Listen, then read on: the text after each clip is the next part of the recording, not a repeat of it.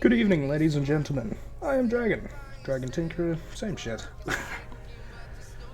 So, this is a sort of makeup stream for not being able to listen to G-Men from Half-Life 2, preparing for unforeseen consequences and whatnot.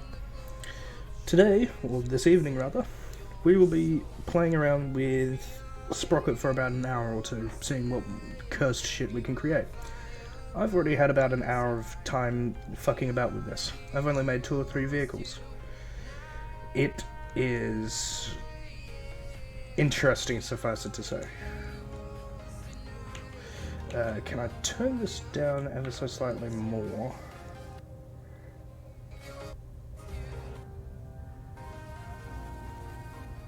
There we are. So, what we're given here is your standard sort of vehicle. Turret and hull. We can do all sorts of shit with this. However, what I have been wanting to do is build a M3 scout tank, sort of. The Stuart from America and whatnot.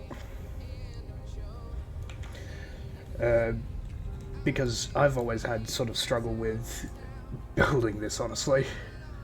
So let's just make that 20 millimeters in the front, so 2 centimeters.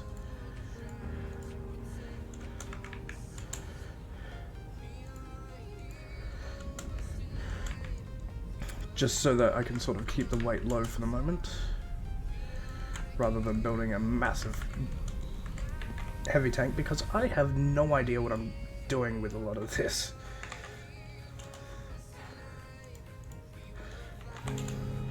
And most often than not, my vehicles up and shit themselves because I typically have too much weight on the fuckers. So I have very little understanding about what to do. So, initially we will worry about not the transmission, not the fenders, tracks. Here we are. So, we're going to use a special road wheel. No, suspension. I think this is it. I can't quite remember. So you've got, I think from memory these are leaf springs. And they're typically used on a lot of American vehicles. How the hell do I make the ride height a bit better? That doesn't help. Shit. I've got a lowrider, but that's not what I want. So let's just shrink that down a little bit. There we are. How the hell do I raise the front of this? Oh.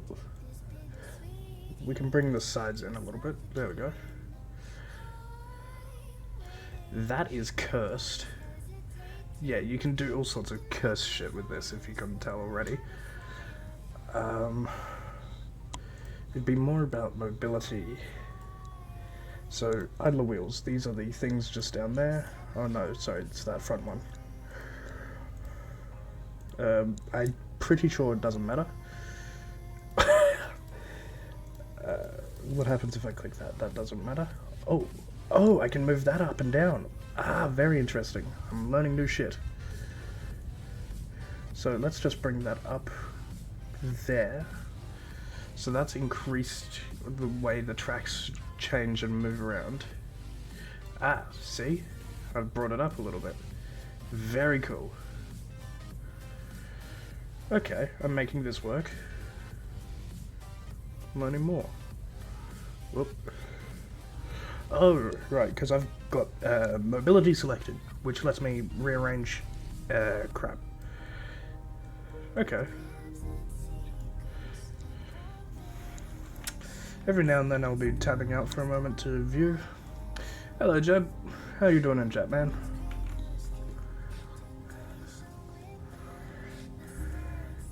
Okay. That looks like a good little thing. So let's bring that up a little bit. we can also move where the turret is. So rather than it being stuck on the rear, we can use the forward offset and move it towards the front. Honestly, when I set forth on this idea, I was going to make a bloody Stuart, a light tank. At the moment, this piece of shit's looking like a fucking German, if anything.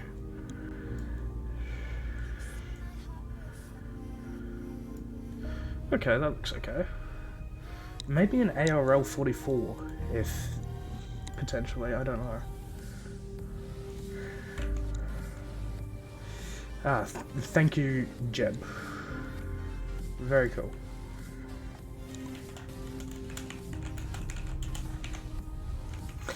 Okay.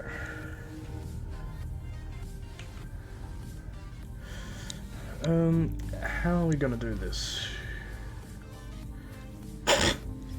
Curse beyond all belief. Right, let's start shaping the hull up. So, the upper.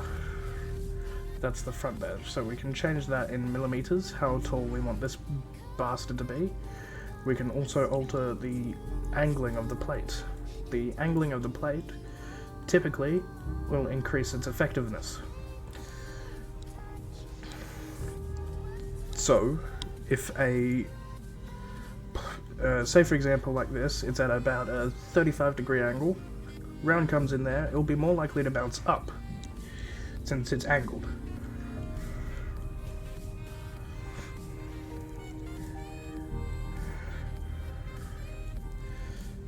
And since I've put the sides there at a slight angle too, anything that sort of comes up from this direction can sort of more easily bounce off.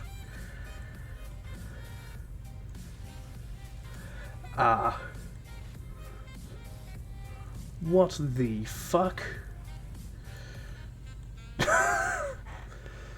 Sorry about that. That's cool. Okay. Maybe we can move the turret back to sort of mesh well into that. There we are. That looks good. And then we can shorten it on the sides there.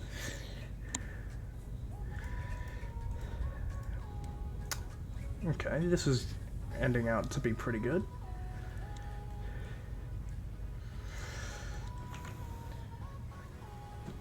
How are you lads doing this evening?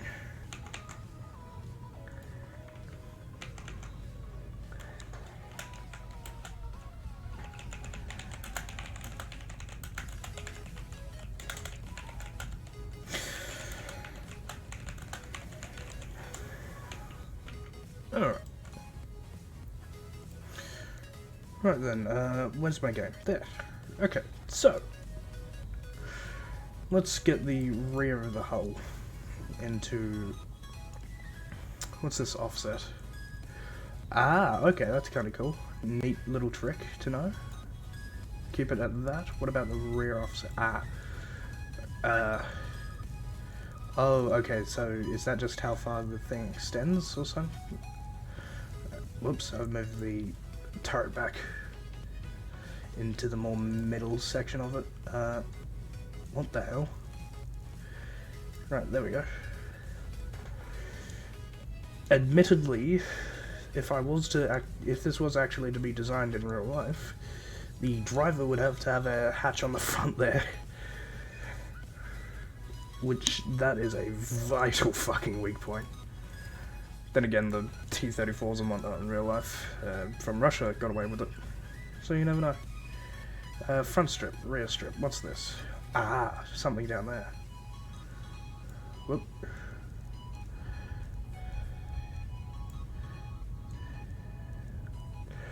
Okay, cool, handy. Yep. And so if we increase it on the front too, we can make it into a brick. Yeah, that looks alright.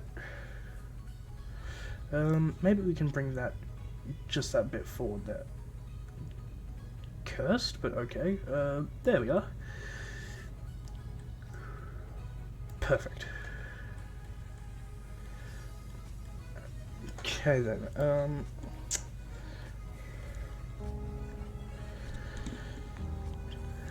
sponsons. These are these side bits, which are called sponsons for some reason.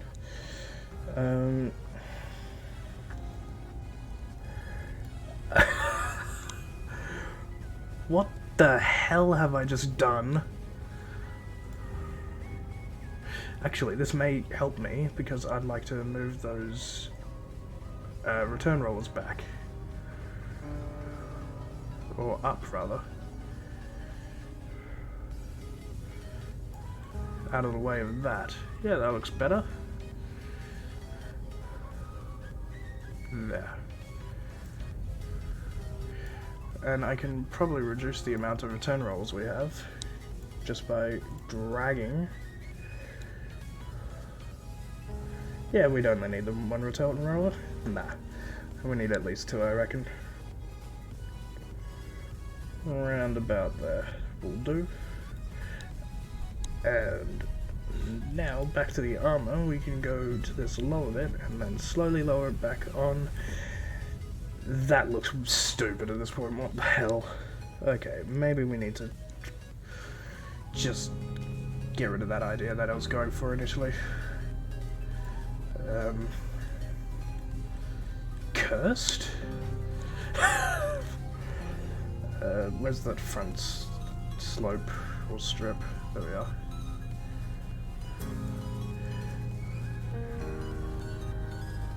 There we are, that looks okay. Maybe a bit more to that bottom bit. There we are. Christ, a mesh between bloody Skoda and American engineering.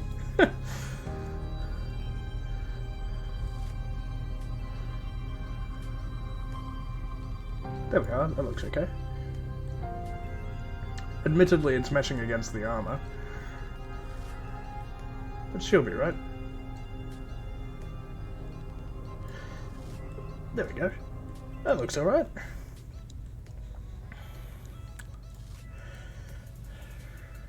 Return rollers, we can change these. So they're the rollers up there. They just basically keep the track up and away from this crap.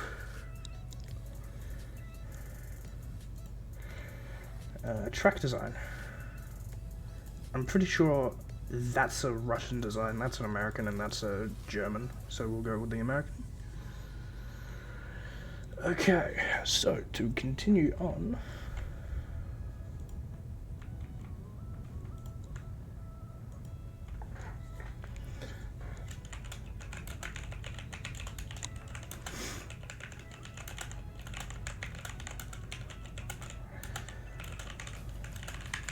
So, as I was saying, to continue on, sorry.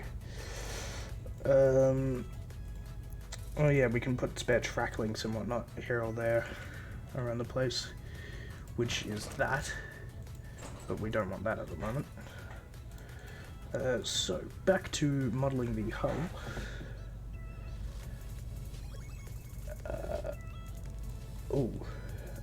What the hell? Ah, I see, so it's retracted. Okay, we'll want it like that. Ah, my rear glazes though. Yeah, that'll do. Okay, where's the rear glazes here? Okay. This looks okay.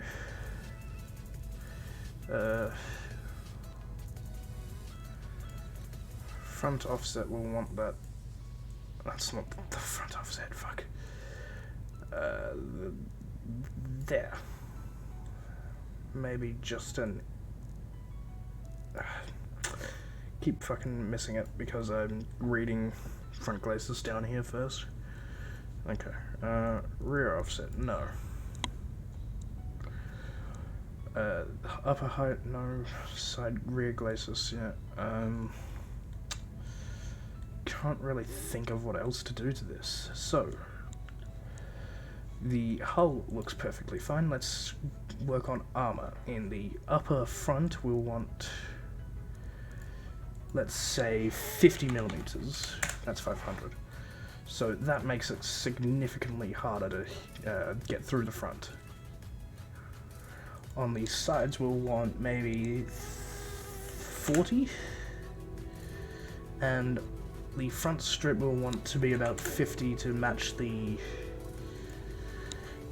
front as well, so that, and then the sponsors are already at 100, so let's lower that, because that's immense. The sides, now, we'll want 40 around the sides. Now, as I'm stuffing about with the armor settings and whatnot, you can see how the change, or the armor hues changed. That's just basically telling me how much armor that's potentially there. So, as I'm looking at this is 50mm from above, right? 51 about. And you can see on the screen it tells you 50mm about. Whereas if I lower it back down to maybe something more eye level, you're getting now 80mm because of the angling. That's only 50mm, but thanks to the angling, at both going upwards towards the rear and towards the side, it counts as 100mm of armor. That's immense. Whereas the sides aren't really as angled, and since it's only 40mm, you only get a brief little increase of armor.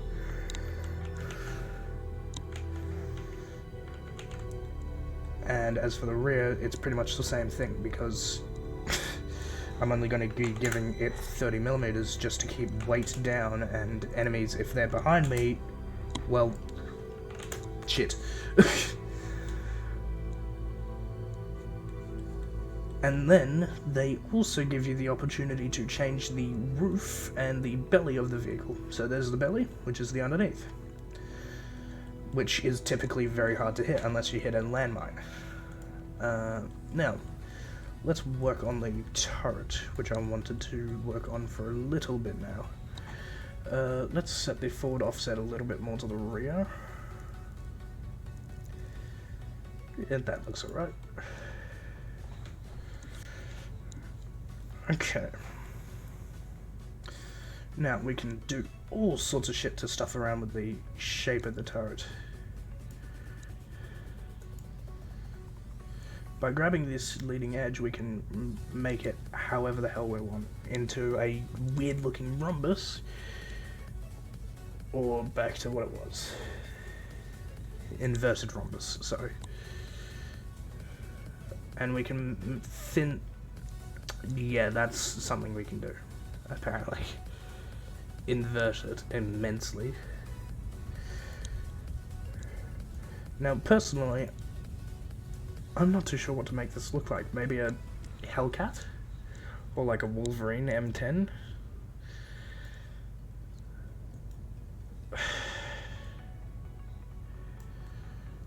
Yeah, that looks okay.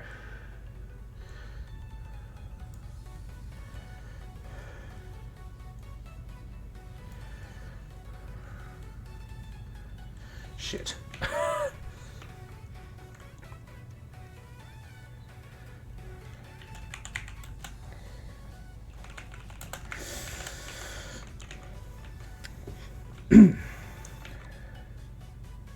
The ideal tank shape is reversed edges according to what I just stumbled upon. You'd be correct, Eep, in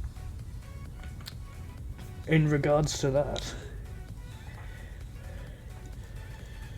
So, this is already a 35-ton vehicle, and we've still got to fit crew and a gun inside.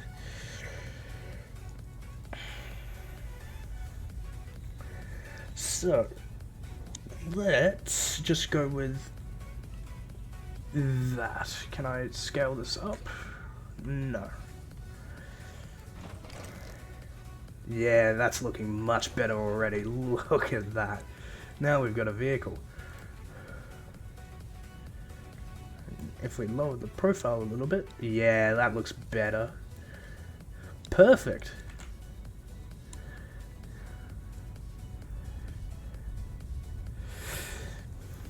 You're perfectly fine, Eep. Vehicles are tanks are a very much clusterfuck of design and architecture. So, let's just say, as for this gun, it can only move up and down. Its maximum depression angle is 5.7, which is inhibited because of the turret. If I were to raise the turret, and we go back to the gun, we now see that it gets a bigger depression arc. That's because of the insides and whatnot. So, this is the trick, measuring design with silhouette and overall height of the vehicle. Yes, it's a fucking tall vehicle, but there's a fine trick to it, and unfortunately I don't think I have it here. I mean, hell, we've got a 9.5 degree of gun depression. Lots of people would be happy with that in something like World of Tanks.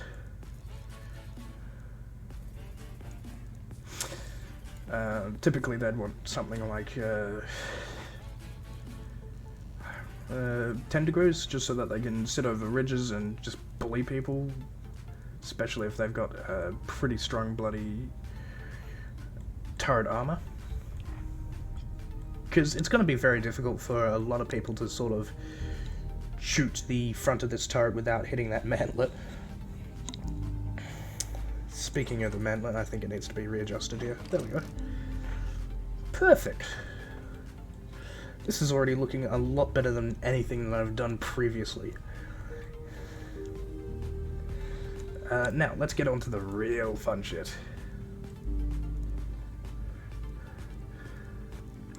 So, for context, this is a ammo chart letting me tell the vehicle how much ammo it will be carrying. Whether it's armor piercing, which basically upon hitting a vehicle it will try to go through and then create a massive blast of metal on the inside like a shotgun.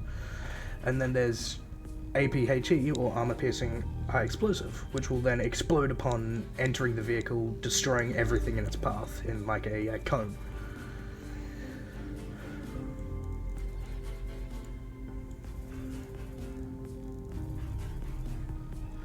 And there's a trick to this as well, like everything else. So, with how it's described up here, you've got several ammo racks all throughout the vehicle, whether it be in the turret or the hull. These two can be sometimes connected, but typically they are individual segments. Whereas on something like a tank destroyer, they may be the same. Now, for the gun, we'll just go with that, because that looks okay, and I'm pretty sure Americans use that. The caliber we will be using is a 76 millimeter or 7.6 centimeter gun.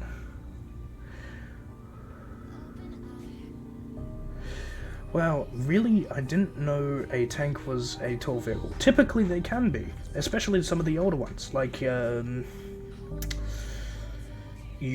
older Shermans, which were more comparable to this size, whereas the newer Abrams are barely 2 meters tall. But there were tanks that were easily reaching 3-4 meters.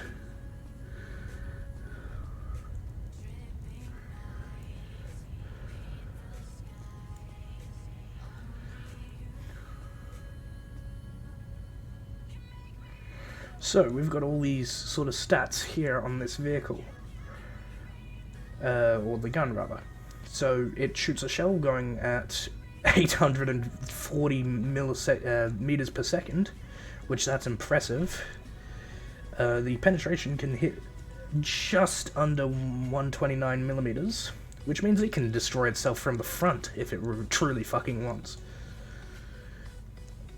And the damage is nice and big for what it is in 2 fragments. I don't know what that means. So, now time for the next fun part, crew compliments.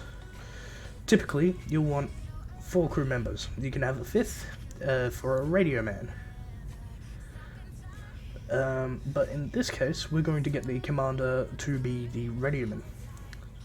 Commanders are typically hidden up here in the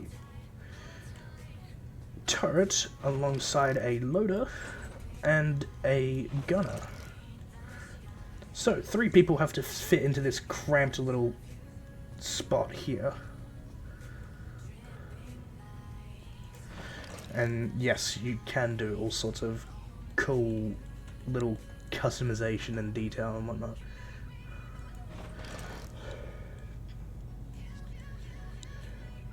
Okay, that looks reasonable. So driver is in the hull, the turret has the commander and radioman, and the gunner and the loader. You can, by all means, overload a single guy with all the jobs. So that's the commander doing every single job from the thing, but it overworks him. It's a single guy doing a job of 4 people. One thing that I am kind of annoyed about in this game is the fact, or this designer rather, is that you cannot have multiple loaders. One will always be a passenger.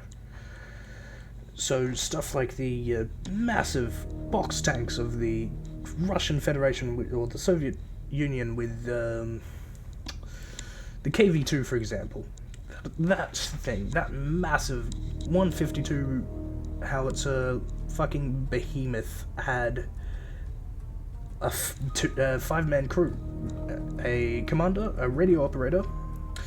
The radio operator also doubled as a assistant driver, I'm pretty sure. It had 2 fucking loaders and a driver and a gunner. I'm pretty sure I already mentioned gunner or driver, sorry.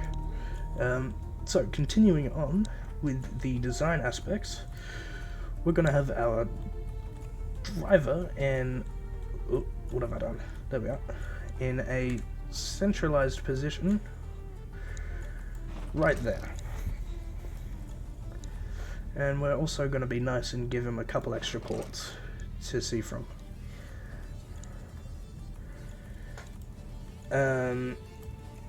Now here comes the fun part, designing elements of this vehicle. Now if we want, we can have this sort of handguard rail thing on the turret. Get rid of that though, we don't want that for the moment. Crew hatches, here comes the fun part. So, this isn't necessary, this is just purely for aesthetic reasons. The driver's going to need a hatch on the front, otherwise he can't get the fuck out. There's going to be needing a couple extra hatches up here on the turret. Because how the hell do they expect a gunner, or how the hell do I expect a gunner and a loader to hop in here as well? With a bloody commander who's already got his hatch.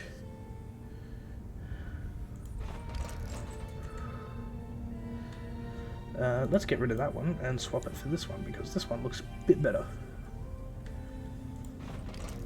Stowages. Here comes the actual... Let's get an antenna first. We'll put it on the... right there, that'll do. That looks nice. How's Twitch chat going? Yeah, Twitch chat's going good. Stowages, here comes the fun part.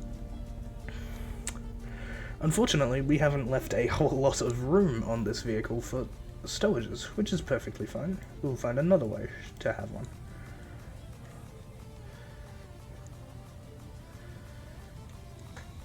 Excuse me.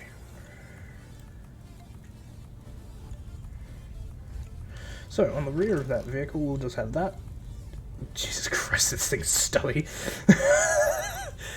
And hell, if we want, we can have a Panzer IV style or Panzer style rear carrier. I can't think of what they're called, but they'd fit on the back of Panzer IVs from Germany. Can't think of what they're called though. They're a former stowage. And hell, if we want, we can have a Tiger style one from the German Panzerkampfwagen 6. Crew hatches, yeah. Lights. Now this is another trick. We can have lights. They're pretty cool. They're lights. They are self-explanatory. You have lights on a car, you have lights on a tank. Admittedly, those ones are pretty low, and I doubt anyone could see them. But why the fuck should anyone be able to see where you're trying to go? Cool.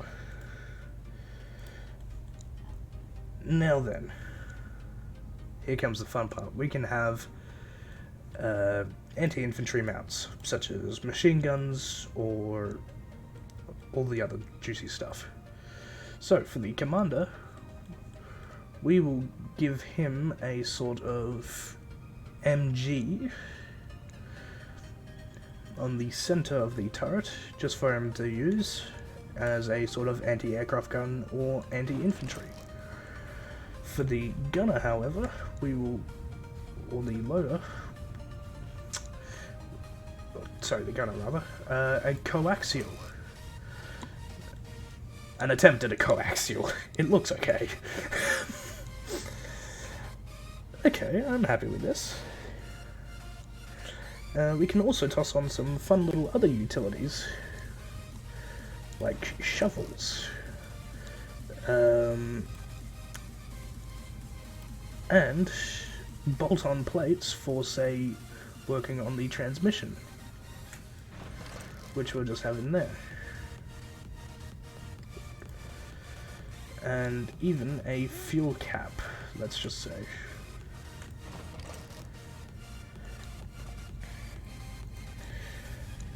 Other stuff we can... I don't know what this is for. Get rid of that. What's this? Ah, logs. Right, logs. They're always handy to have on a vehicle. Especially if you're stuck in the mud. Because typically tanks will get bogged down in the mud. It's just how they are. They're big, they're heavy, and typically their tracks can't, or they'll just get bogged down too much.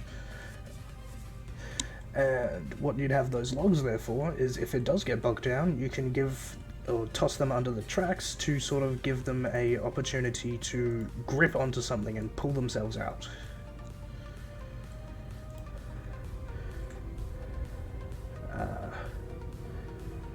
I have no idea what that is, so I'm not going to worry about that.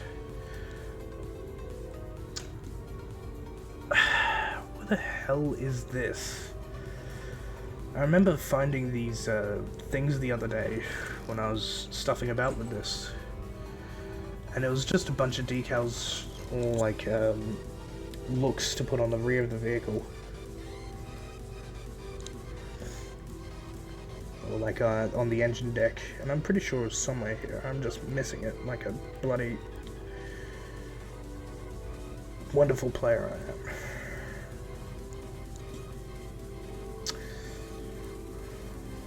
What the hell? Oh hey, some general maintenance equipment. We can put that on the side of the turret. I'm gonna be honest, I don't know what I've done with it. Ah. We have a red tank. We can change this completely so that it can be whatever paint scheme we want, or we can make it into any color we want, including a bright, bloody pink tank if we so desire. What the hell? Let's boost the saturation. Oh god, that's cursed. What have I done?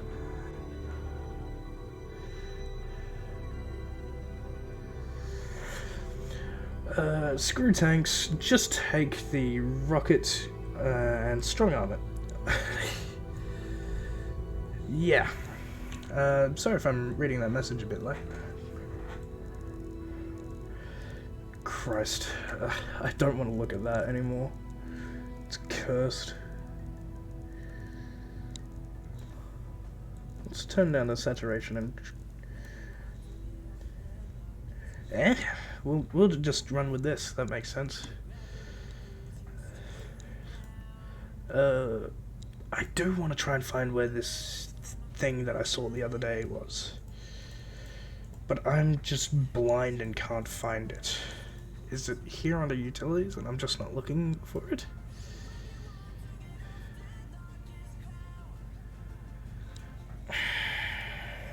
This is annoying. Whatever, this is a pure white tank for the moment, and I'm happy with this. Because typically tanks are given white decals or whatnot, pure white to look that for the temporary before like being painted up into an actual colour. Base colours and whatnot. One thing I haven't done is upscale the the armour of the turret.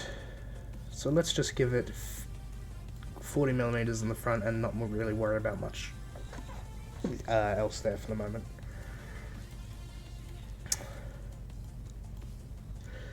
Where the bloody hell are they? Am I just missing a sneaky little spot for them to hide?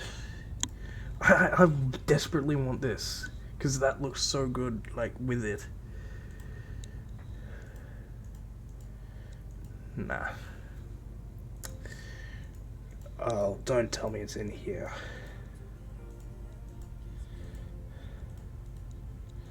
What the hell? Spare tracks. Sprocket, yeah, okay. I'm so disappointed I can't find it.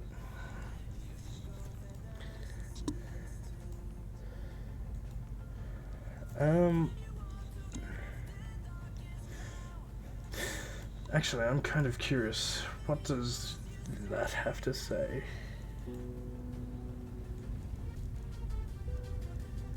I don't know.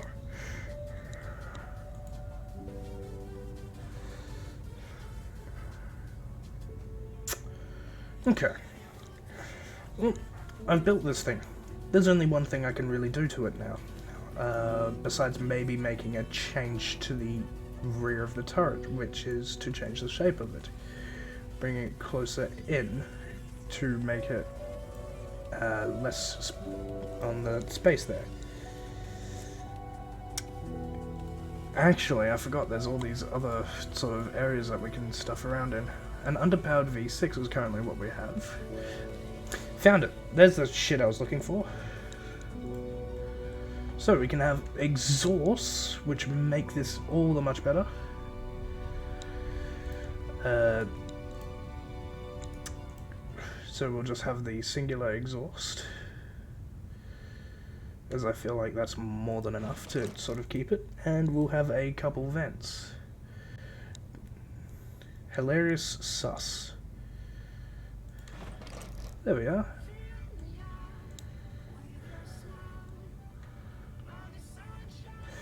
And we'll put a vent on the... Actually, no, won't worry about that one. Okay, so as for what I was going to say, the engine. This is underpowered at the moment. It's a V6 6-litre. That's typically what you could find in a lot of cars today. Even in a 4-litre V8, it's underpowered. But it'd be slow with a 6.4-litre V8. Severely underpowered in a 2.3-litre V12, though. That's disappointing. So let's go back to that V8, and to sort of boost it a little bit, we'll give it a little bit more displacement, and we can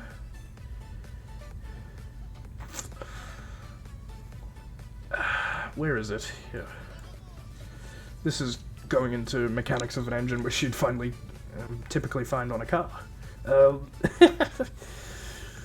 So, displacement typically, from what I remember, is the amount of area inside the pistons, or the chambers. Yeah, so we've increased it from a 6-litre V8 to a 9.8-litre V8, 10.4 now. Yeah, that's average. Okay, that's pretty good.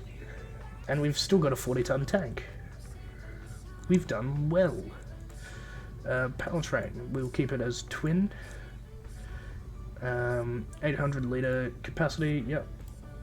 We'll just put a fuel cap here. Yeah, that works. And we'll put a external fuel tank on the rear of the turret. We'll put two of the bastards. There we are. Much better. How are we feeling about this one, chat?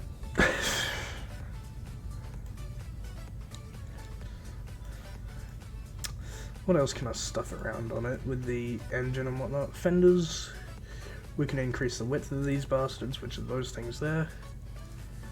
But I'm fine with them as is. The offset. Yep. We can change the angle that they peel down at.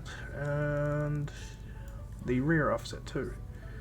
So that it engulfs the thing on the rear there. Okay, that's kind of cool. We'll just do that one.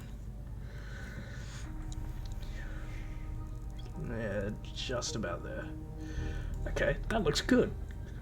Now, there's only one thing to really test now. Whether or not this thing will fucking work. Ooh.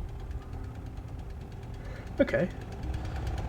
So we've got powered traverse, which is working pretty well. And holy fuck, it's actually working, like how it should. My other designs have up and shit themselves previously, just being so low to the ground, because I've used torsion bars instead of, I think these are leaf springs. Oh, and I can even aim down sight. Okay, that's awesome.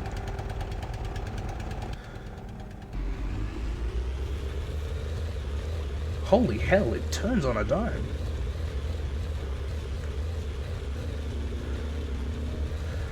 I've actually made something pretty alright.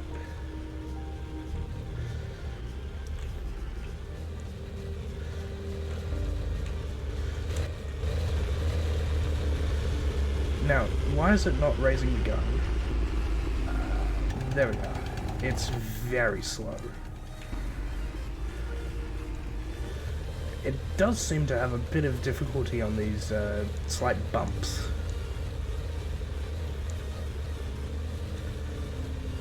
And as for the even more rugged, yeah, it just shits itself. Definitely more like a cruiser-style vehicle. So, oh, for fuck's sake, come on, get it off. Nah, I'll just respawn it. So, in the settings here somewhere, key mapping, there was something about spawning in another one to sort of test.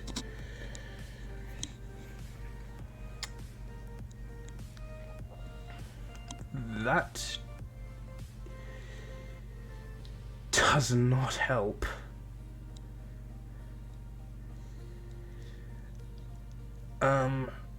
Okay, this is a bit annoying. Okay. Well, I have no clue how to spawn another vehicle. But regardless, this is a success to me. Because this is the first proper vehicle which has worked and not shit itself. Not only to admit that, but it handles like fucking a dream, surprisingly enough, for a 40-ton behemoth. But we all know rather, that yeah, it's cool that it drives around and whatnot. But does the gun work? So, down the range there, we have a couple targets, which I can't see for shit in my third-person camera because I've got a gun in the way, a machine gun.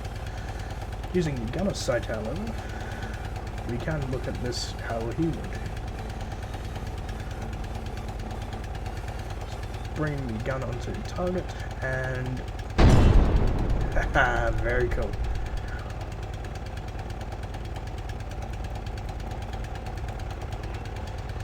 And a reasonably quick reload at 9 seconds.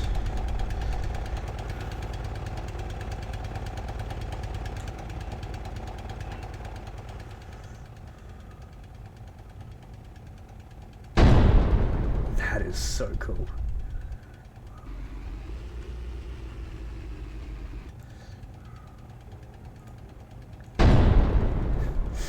So yeah, reasonably well.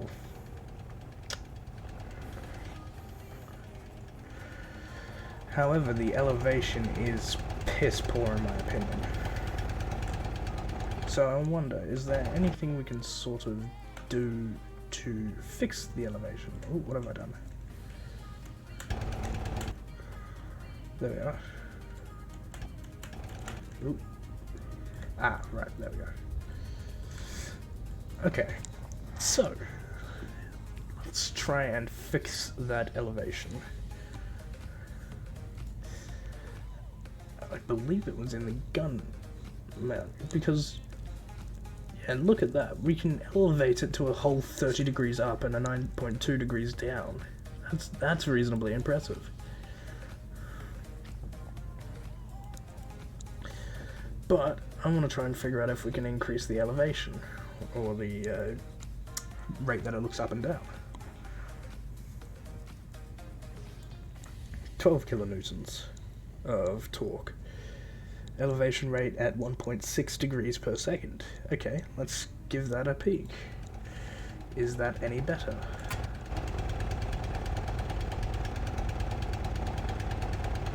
Not really, but I feel like it's the best that you're gonna get out of this thing.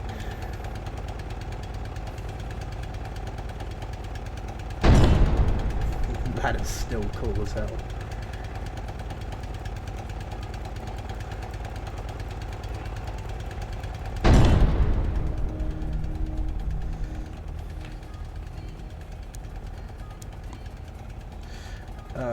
So let's just press a couple buttons, see what happens. Oh, so... Okay,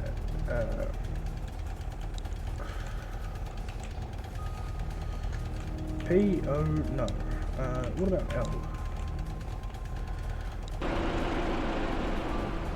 Oh hell, I've abandoned the vehicle.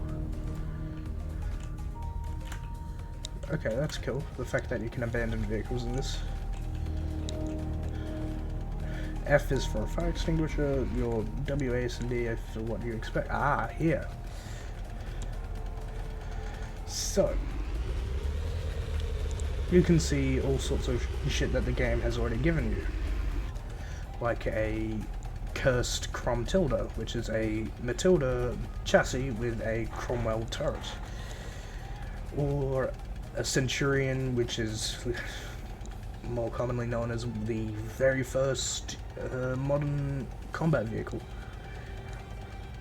or the main battle tank rather. You've got other shit here including the Panther, the Model 4 from the French, excuse me, water break, and then whatever the hell I've made, which is the Mark series. So let's just spawn in the cursed Crom Tilda. There he is, down there. So yeah, he looks reasonably pretty good. Let's see what this gun does to him. Just bounced. And he instantly murdered me. Shit. Yeah, no, he just destroyed my ammo rack. Absolutely destroyed me, or hit my engine.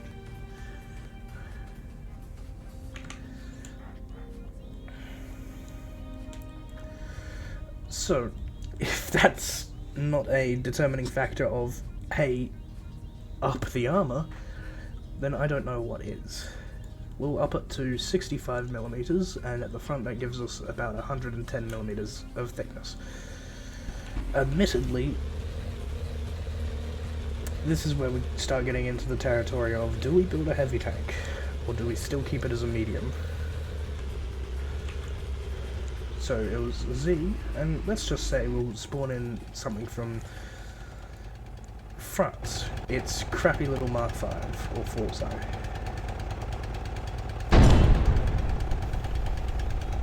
Absolutely bloody ruined. And it's typical, it's French. But back to that Crom Tilda. There he is down there. absolutely cursed machine. And so, typically, weak points on a tank are the lower glacis, which is that lower piece of metal that's there, which I'm looking at. Any sort of gun port or viewport, such as the gunner's port for the machine gun there, the ball mount, the viewport for the driver, or even the commander's hatch. But even then, typically you won't get shots like that usually. So just taking the shot anyway, often you'll pen, depending if your gun can even pierce something that big. Like if you toss a Panther, for example, now, Panzerkampfwagen 5 Panther. Now, this guy is at an angle to us, so it's going to be harder. Both his armor is angled, and he's got the track links on the front there, which acts as spaced armor. So it's significantly harder for me to sort of shoot through his front armor and kill his tank. It just bounced there, as you can see. And he's just instantly destroyed my vehicle through a shot which hit the front sponson there. But yeah, this game is genuinely impressive, and I enjoy it a lot. So we'll just save this new Mark 8, and we'll start a brand new tank. So, rest in parts, thank you. So, Eep, since you're the only one in my chat at the moment, if you'd like, we can make this tank based on what you could say. So, say for example, if you'd like to see a World War I style tank, or like a something absolutely cursed, then let me know in chat. I'll be more than happy to make it. You don't need architectural knowledge for something like this. This is just saying, hey, draw up a box tank. It's simple shapes.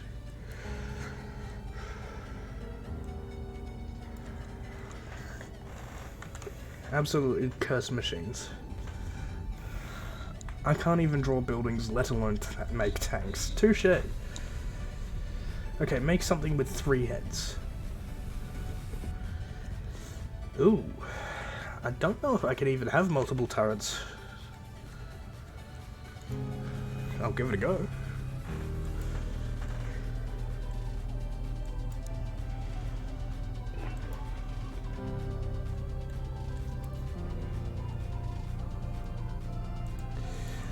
Or I could just make something without turret entirely.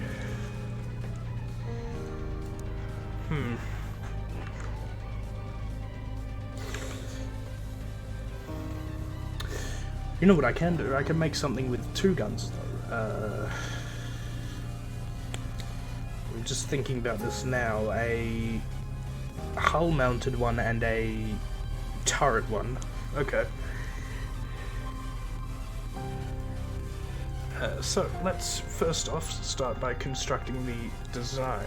Let's get a different set of suspensions, because I have no idea what I'm doing when it comes to torsion bars, but I do know a bit more about leaf springs now. Which I believe are typically used on trains too. More you know.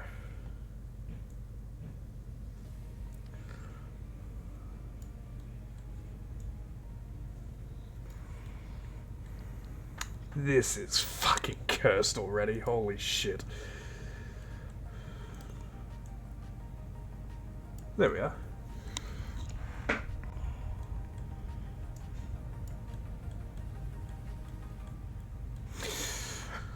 So let's bring the lower height up. The lower front glacis down. And the front strip up, giving way to a nice angular bottom. Or lower half, rather. That'll make it really difficult for anything to sort of bounce or hit the front of this thing. and honestly more likely to bounce. So yeah, that looks less cursed. We'll have to bring this in probably. Mobility, bring that up here. Yep, there you go. And now, where are these return rollers? Where can I find the... Ah, here we are. We can bring them up in height. Perfect. Look at that. We're making fucking engineering marvels.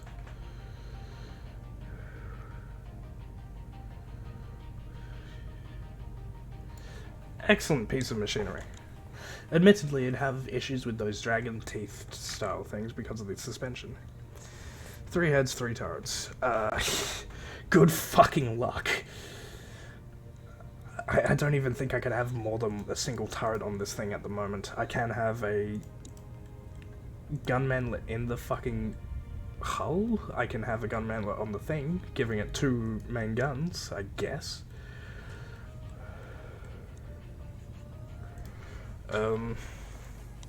Let's bring the height of this fucker up. And let's angle that front plate a bit more heavily. There we are.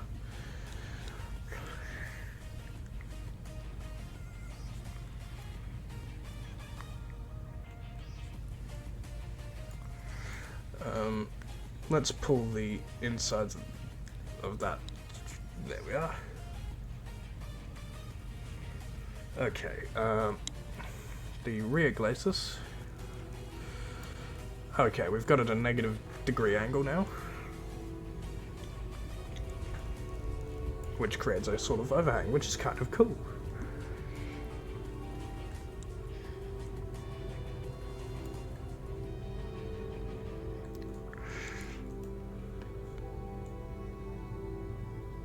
Okay, there we are. Much better.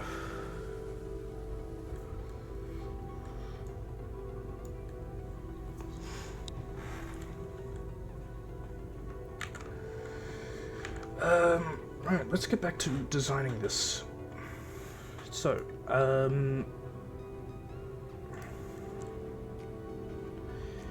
heavy manlet. Get rid of that. Let's just go with that for a manlet. Okay, this is looking much better.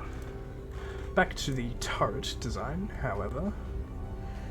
The rear angle, I can't set it at a negative angle. Fuck it all. I can increase the length of it though, which gives me more to work with. One thing I do want to do is increase the height of it, and you're fucking with me, right? This is looking like a really, really cursed version of a Tiger Porsche.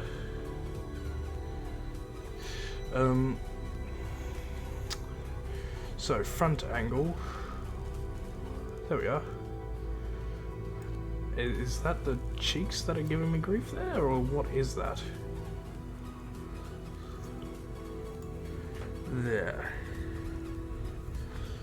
So, let's bring the cheeks back in there, and the turret height there. Okay, that looks much better. Bring those cheeks a bit more in. There we go. Much better. We can probably keep it like that. Yeah, now this is looking good. I'm happy with this.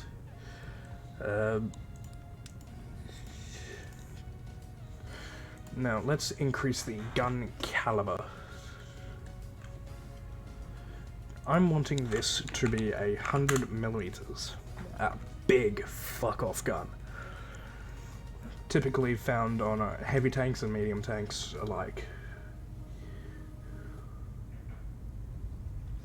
So, gunner sight just off to the right. Now, technically... Okay. This looks cool, but it doesn't work. Disappointing. We can increase the length of the barrel and the length of the base, which makes the gun act differently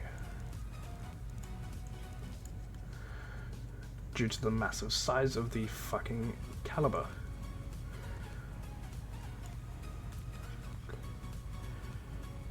This can penetrate 157 millimeters, apparently.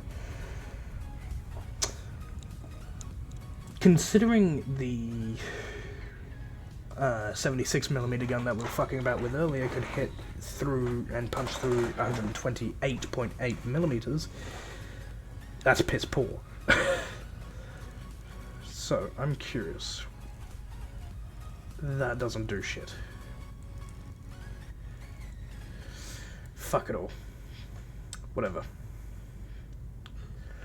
Is it based on caliber that... Ah, now that's a bit cursed. The higher the caliber, the less penetration that it gets. So there's typically a nice little sweet spot here or there. Hell, on this vehicle we're getting around 137, which is better than whatever the fuck we were getting on the other 76 on the medium tank that I just built, the Mark 8. But we up this to 120 and suddenly we're kicking shit in a lot more. Rather than the 100 that we were fucking about with earlier. Fuck it, I'll up it to 120. That's a big gun. 12cm bloody shell. That's fucking massive. Hull, we're gonna want a bit more AFP.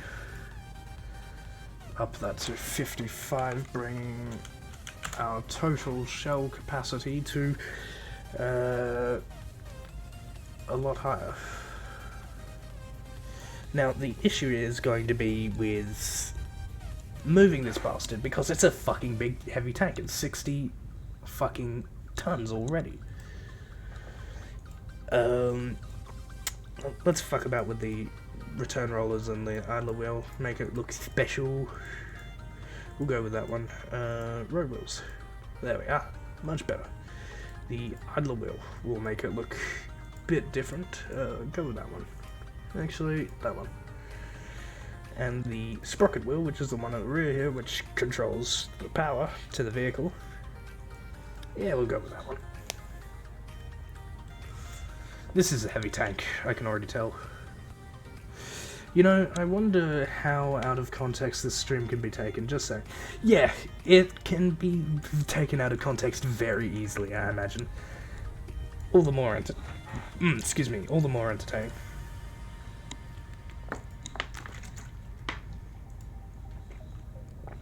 And you're more than welcome to take clips and whatnot, if you like, taking anything you like out of context. I'm more than happy with that.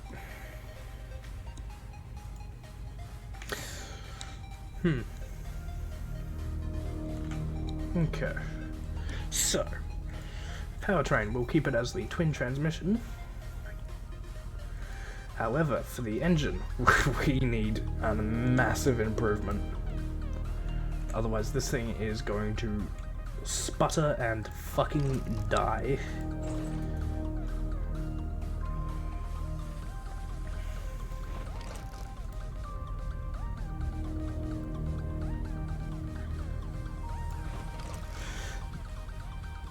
Okay, that looks good. Let's get some of the crew stations set up. So, let's just say we'll go with this commander's hatch, because this is nice. We'll have the commander at the rear center of the turret. The commander apparently is in the hull. Put him back in the turret, the driver can remain in the hull, the gunner goes back up into the turret, and the loader goes back up into the turret. Commander can also act as radio operator. Driver viewport. We'll have him somewhere off to the side of the vehicle rather than being in the center. Give him another little viewport just to fuck about with. We'll toss another one up here for the loader or the Commander. Lights, we'll toss them on the fender here. Same story on the rear. Anti-infantry.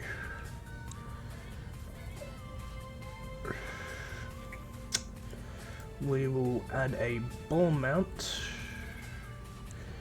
to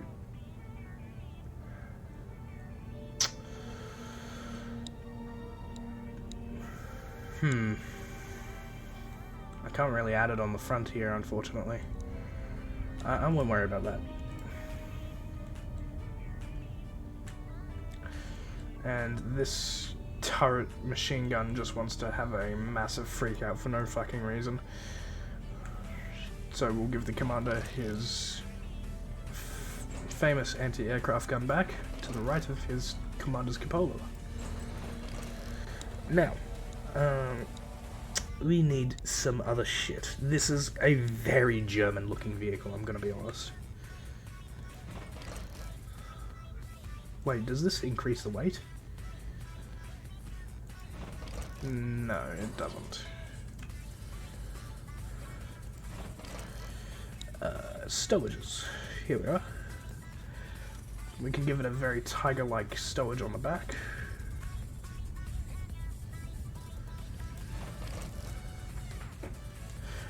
I feel like it'd look better with a Panzer IV style one.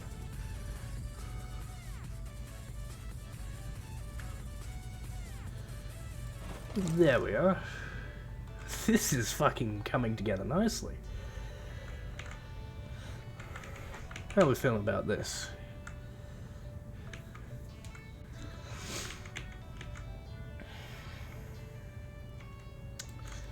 Cool, okay.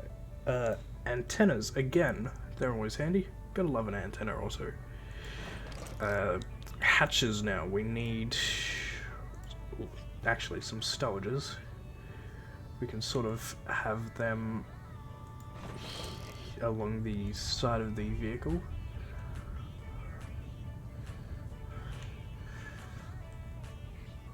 To sort of facilitate whatever the fuck they may want in it, along with adding a little bit of spaced armor. Example, they can have tools, rations, supplies and shit in these, which is not surprising, they did use them for that. Like a spare wrench, or a firefighting equipment. Hell, even rope. You can pull whatever the fuck you want in these.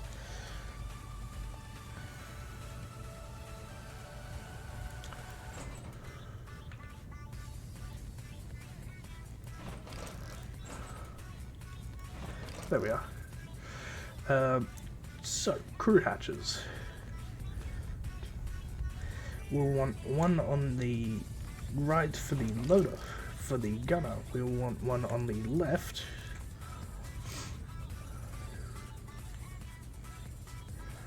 for the gunner. Much more spacious for a nearly 70-ton vehicle.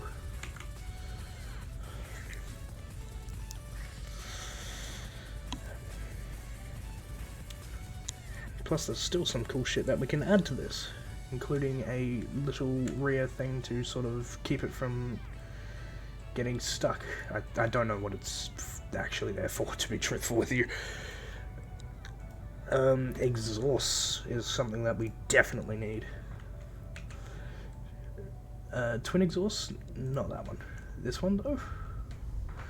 Can I have them facing up? By the looks of it, no, because that would be cool if I had it facing up. I'm not allowed cool shit.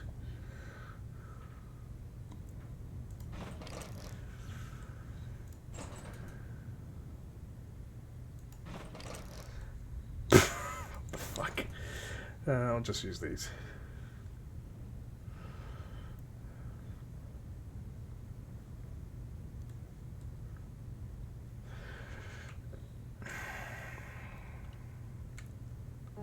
There we are. Admittedly, that would affect the turret, so let's move them. Ah, fucking shit.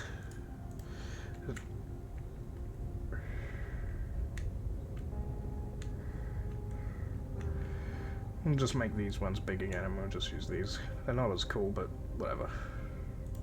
There we are. Actually, that sort of reminds me, we need to fix up the fucking engine, because the light engine, the medium engine, and the heavy engine that they suggest to us they're all underpowered. We need to increase the capacity of them. So let's give this thing a 10-cylinder and increase the displacement, turning it into a 16.5 litre engine. Let's increase the displacement just that bit. A 17.8. Oh, hold on. If I just put that to 2.1, oh sorry, 0.1, there we go. Does that give me that gives me a 2-litre engine, okay. What's that? A 50-litre V10? That's fucking dumb. So, let's put that to a 2.0 value, giving us a 20-litre V10 engine.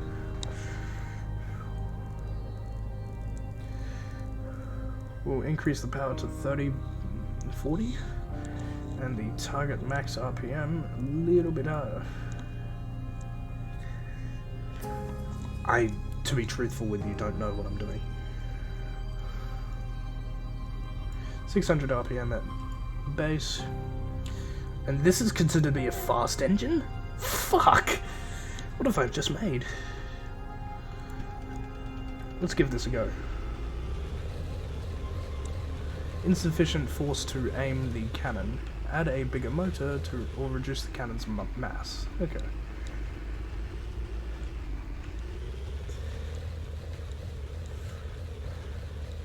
Admittedly, this would be a fucking very good V10 engine if it wasn't such a big fuck-off behemoth.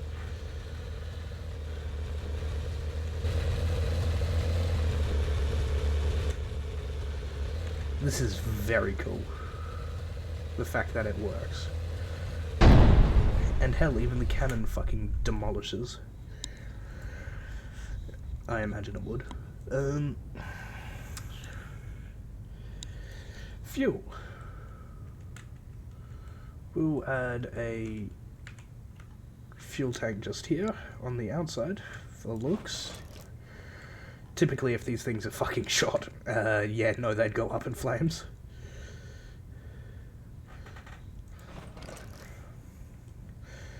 And then for the engine, we'll give it a fuel cap just here on the right hand, or left hand side, sorry, because the engine's right there. Tank needs a better Honda, or needs a Honda motor, rather. Thank you, Jim. If it did have a Honda motor, then yeah, it probably would fucking go zoom. Instead, we've got a shittily made German engine in it, probably. Germany did end up running out of essential shit like nickel for steel. And while the Australians already made a tank out of steel without the needing of nickel, we just made a tank out of nickel because we didn't have much nickel down here in Australia. So we made the AC-4 Sentinel without nickel. And of course, it wasn't as strong as a steel tank with nickel. But thanks to that, or rather later on in the war, when Germany was about to lose, or close to losing, they started making their Tiger tanks. They're massive, super heavy tanks, which everyone was deathly afraid of because, wow, huge, big cat tank. It fucked a lot of shit up. I'll be the first to admit that. But it lacked nickel in its later stages, just purely because they didn't have enough to sort of keep their war machine going.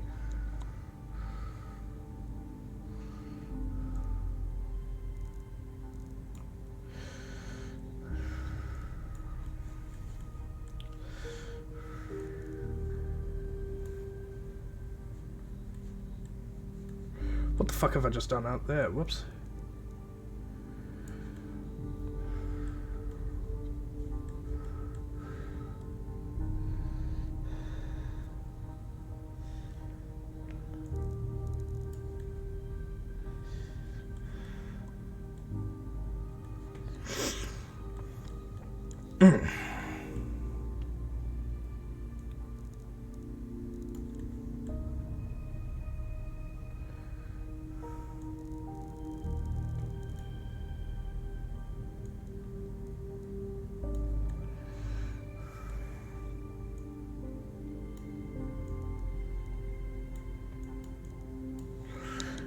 Cool, there we are. Now, here comes the fun part, up-armoring it. That strip needs to be up-armored massively. So, that is only a small part, and it doesn't really add a whole lot of weight, but it still adds weight. I want to up the frontal armor from 100mm or 10 centimeters to about 125mm. The midsection, which is somewhere there, I don't fucking know, to 125 as well. Making the front of this fucking behemoth impregnable, basically.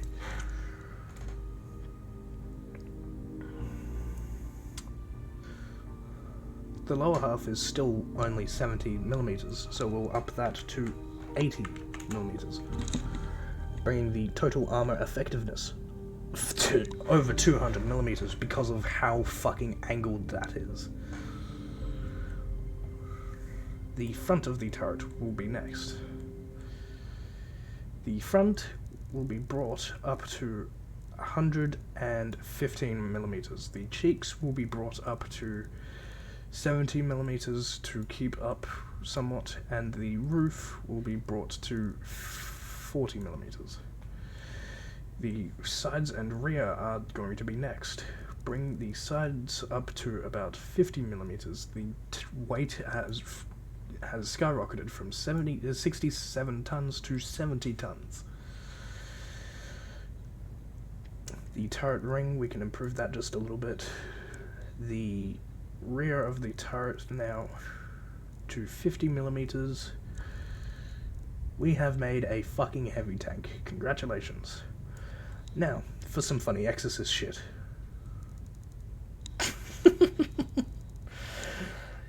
This is just the turret rotating around at the rear of the vehicle.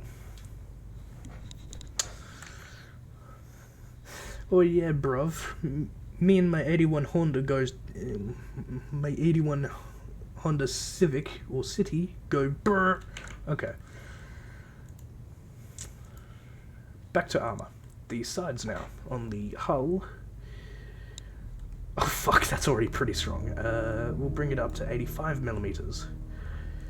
We'll bring the lower half to 70mm.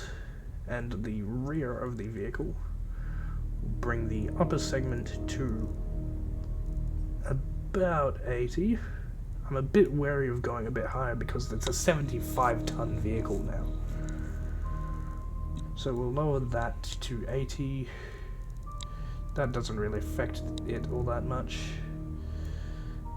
The lower part, yeah, we'll bring that up a little bit, and the sponson, finally, which are the sides on the sides of the vehicle, there. Jeez. This thing is a fucking monster. We're looking at a 120mm gun on a 75-ton vehicle, which looks like a fucking German mustard piece. Fuck it, we'll give it the German muzzle brake too.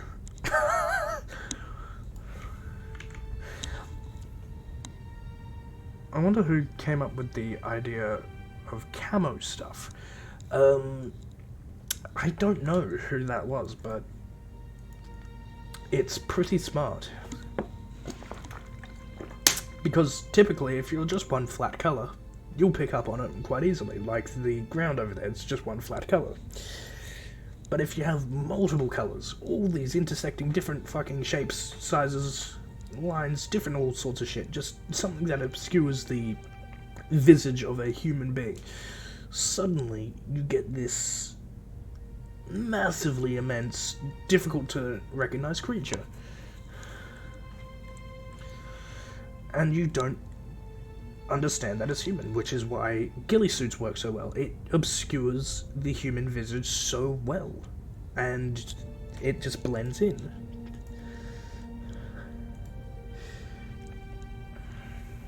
One thing we can also do are adding shaped or spaced armor, rivet armor. So if we want, we can very much just have. Is that like a rotate function? Ooh, I can do all sorts of shit. What the fuck am I doing?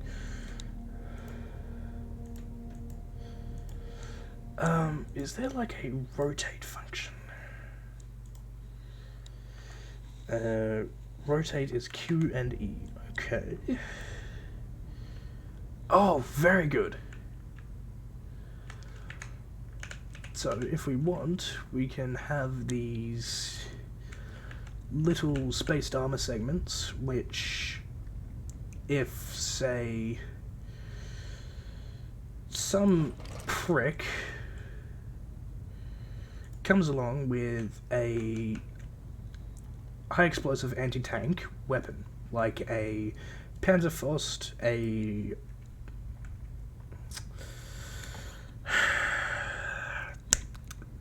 heat projectile, like from a tank, a high explosive anti-tank, whether that be from a rocket launcher of some form, a Panzerfaust or a Panzer Schreck, the American M1 bazooka, or anything like that, for example. This, and how shapes, charges, or heat explosives work, is basically upon hitting a target, in this case the armor, it will send a bright red hot jet of molten copper from an explosive within the warhead straight through that armor, melting it and piercing it straight through, killing crew members or detonating ammo. And how spaced armor works, whether that be from spare track links, boxes, or hell, logs even, or in this case these skirts, these side skirts, which I've put up on the sides of the turret. They work by exploding the warhead prematurely, and it's the explosive warheads like heat projectiles are still seen today in modern day RPG 7s from the Soviet Union. And so by blowing up that projectile early, before that it even got a chance to sort of hit the main armor itself, it detonates prematurely, which then causes the molten slag heap of metal inside the projectile to travel further distance than it needs to, which makes it lose a shitload of energy quickly.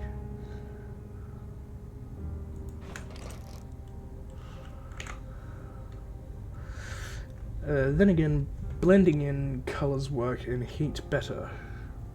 I feel like camo especially works in warm areas. Yeah, it does. Because stuff like snow camo, you can only do typically one color. Or one or two colors. For example, like this. So this one, you have snow, you have dirt, you've got different colors of dirt, and maybe wood. This one, you've just got the dirt for the ground and the snow for the white. And typically, these sort of treads would just churn up the terrain.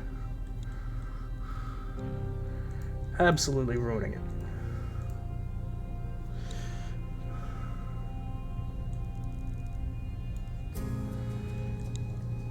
And hell, if I want, I can have RGB tank. Yeah, I'm sure a bright red tank wouldn't get spotted out there.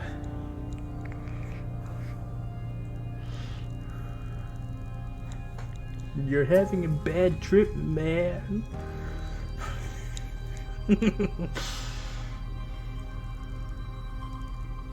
And if I want, I can just absolutely ruin the condition of the paintwork, keeping it barely there, turn up the grime all the way, and turn the roughness up, I think. Yeah, basically I've made a rusted out piece of shit. But despite that, it's still 100mm in the front of massively good armor. What does the roughness scale even do? Nah. Nothing of worth. Oh god. Turning the saturation up has just made that all the more cursed. Depends, you could have it in a red desert. True.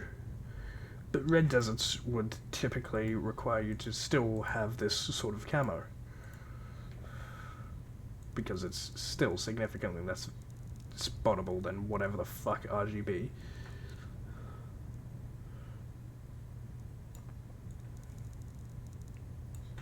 Now, just for a little bit of fun, decals. You love them, you hate them, you want them to fuck off sometimes. Now, since this is a very German looking thing, how do I edit this? Okay, there we are. This is a very German looking vehicle, to me. So, German insignias are, in my opinion, warranted.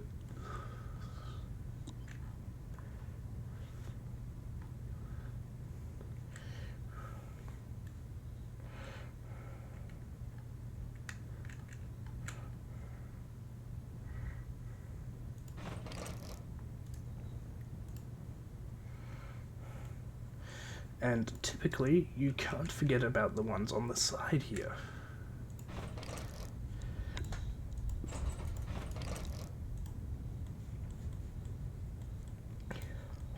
There we are. This is looking really fucking nice.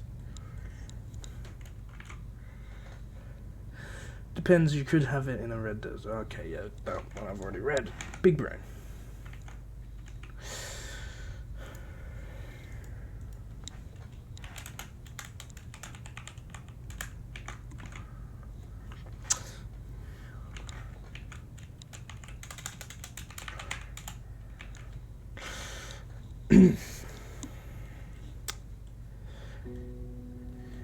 This is looking nice. So, only thing sort of remains now. I need to test this out. I also need to increase the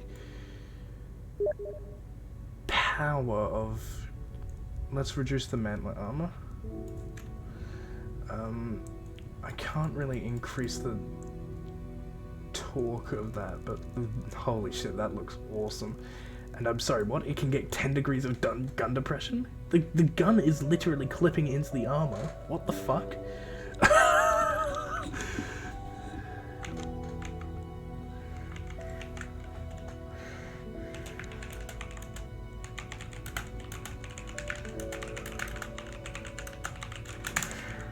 So, I do not know how to increase the gun mount's effectiveness because, as it says there in the top right, it says that I need to add a bigger motor or reduce the cannon's mass. Now, I don't want to reduce the cannon's mass, and I don't know how to add a bigger motor. So that means I can not elevate or depress the gun. Which technically means this tank does not have depression. Can I increase the fucking kilonewtons to 30?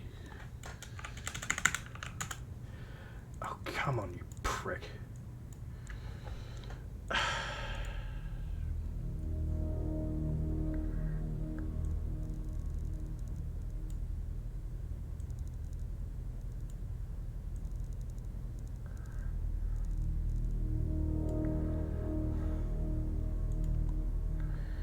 Still on negatives. Fuck it all.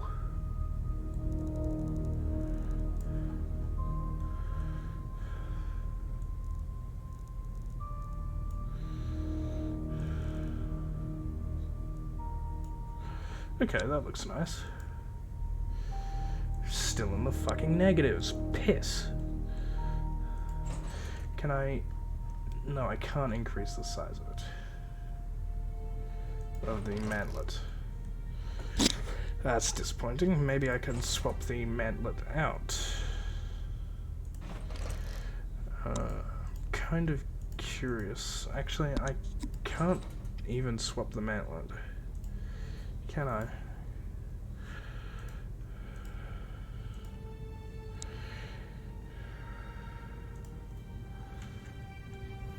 That looks admittedly more German, but I don't want that. I want this one, which is also German by the looks of it. And that is just fucking cursed.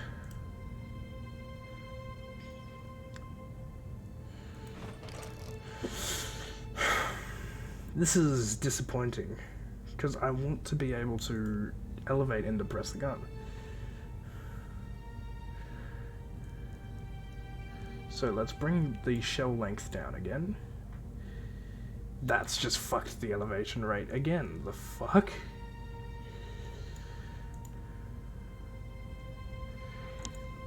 Hold on.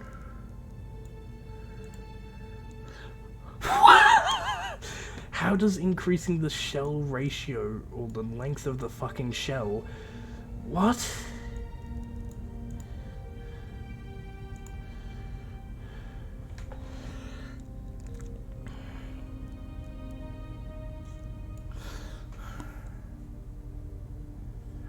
Does this actually do anything? No, it doesn't.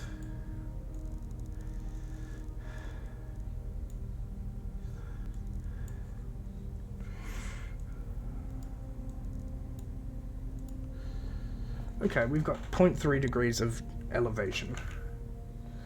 Ah, Arcblade. Welcome to the chat.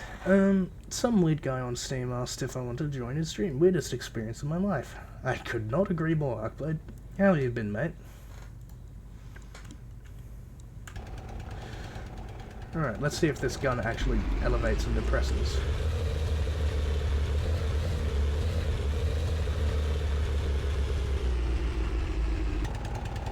Oh, fucking hell, that is immensely slow. But it is now a 120mm cannon.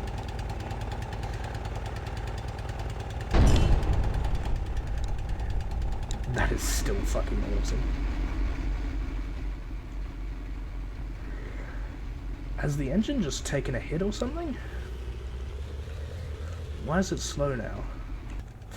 Okay, let's go back and sort out the engine, because obviously something that I've done has now made it worse.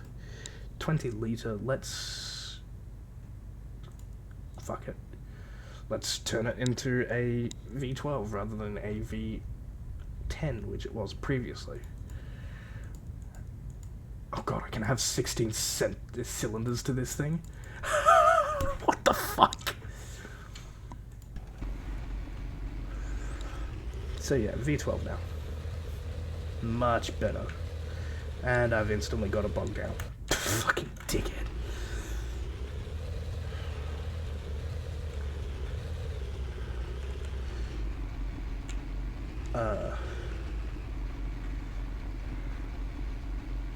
Why isn't it moving? Is it just because it doesn't like that terrain?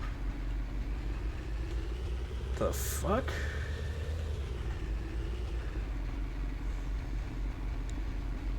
Is there too much stress on the suspension, perhaps? Maybe, but it seems to be moving. And once it gets a little bit of speed up, it can fucking put a little bit into the side to turn it. Okay. Let's see how well it fares going over this few little bumps quickly. Not bad for a heavy tank. It is a bit of a piece of shit though.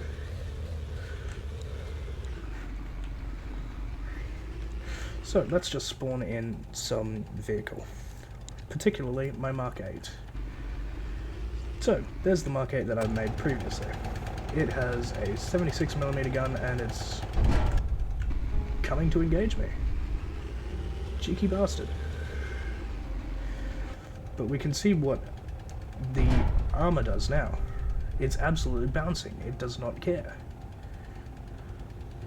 So on his next shot, he'll just bounce off the front glacis, the top glacis there. Yep.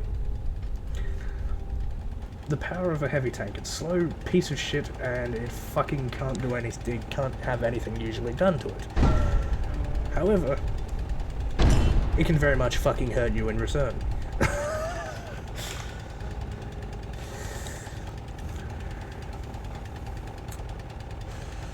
Chat's going off a little bit. Latest way to slide into someone's DMs to date. Thank you, Eep. Very cool. Go find this theme idea and ask them to join the stream. This dragon fellow seems a quite smooth gentleman. Thank you for the compliment, I'll upload. And thank you for the compliment, Eep, with the criminal one. That's a hefty tank. Pretty cool how you can fight one of... Yep. The game, Arcblade, also gives me other people's... Or, what the fuck? The decal on the barrel. That's a bit cursed.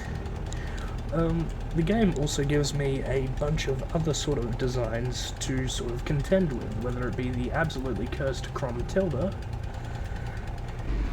which is that thing over there.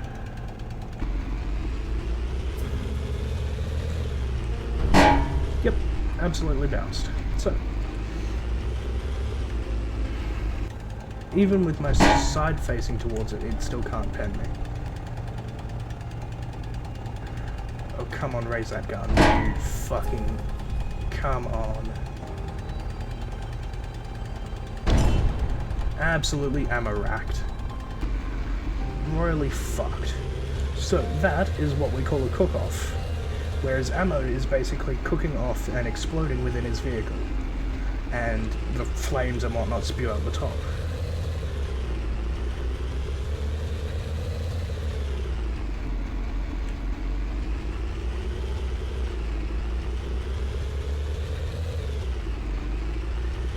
Okay, so in my hour or so of playtime, I've gotten much better at this. Which is good.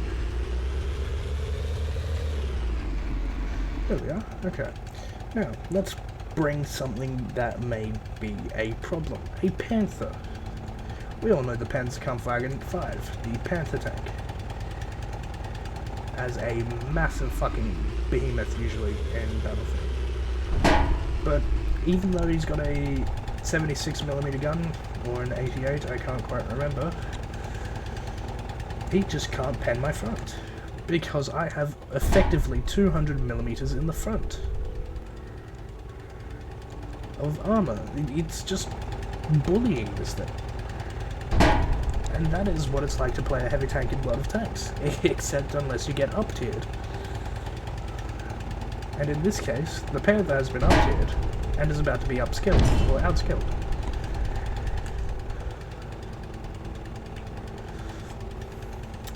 What's this? Oh, this is one of my other designs which absolutely fucking failed. We can see it over there. I may as well show off my other designs which fucking failed. In a minute. But yeah, no, that just can't move. It's... shit. And yeah, well, it's cool, it just can't move. But what about this Centurion? I'm curious. Modern day fucking main battle tank versus World War II style heavy tank. Come on, take the first shot. I'm reloading. Ooh, bounce. Ooh, ricochet. Oh god, I bounced. Oh fuck. Oh shit. Now this is showing off my shit turret traverse. Oh, this is gonna hurt. It's gonna hit me in the side of the turret. No? Come on, fire. Oh. No, stop moving. Frick. Fuck you.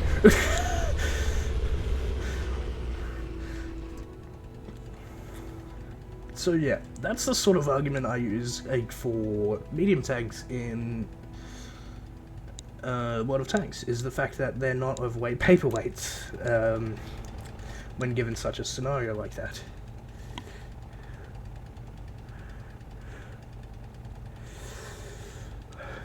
You don't need to do that. In-game, I know I fight against myself all the time. That decal is a feature. Tank education with dragon. Tank education with dragon! Tankman is dead. No more, why are you booty? What? So, let's save this as my Mark 9, or rather, Mark 9 heavy tank. Because, let's be honest, it is a fucking heavy tank. And that means my initial Mark 9, we can just get rid of that. How the fuck have they made such a good fucking tank, the Centurion, at 44 fucking tons?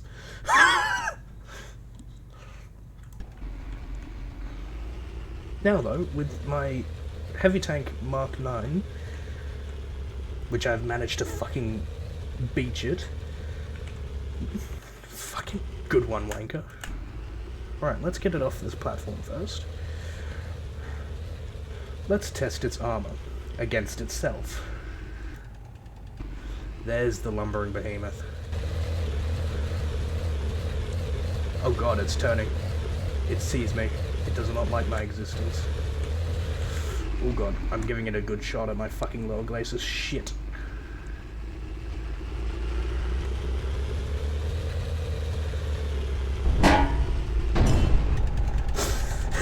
Oh fuck, this is gonna be a long battle.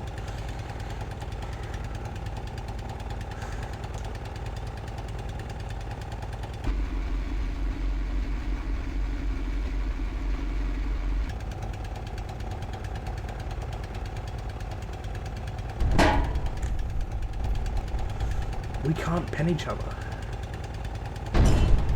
I can't pen him, he can't pen me. Which means I feel I've made a pretty good fucking vehicle. I wonder if I shoot it up into the turret, will I get a pen and kill?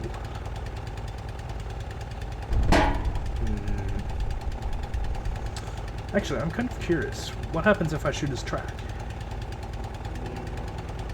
Because right behind that track, or on the side there, is his rather weak armor, but yeah. I was hoping to track him and see what that would do. But apparently he can't do that. Ow! Holy fuck, he killed me! Where the fuck did his bullet go? Oh, shit! Right into that fucking strip. Right there. The, where the lower glacis meets the upper hull. Ooh.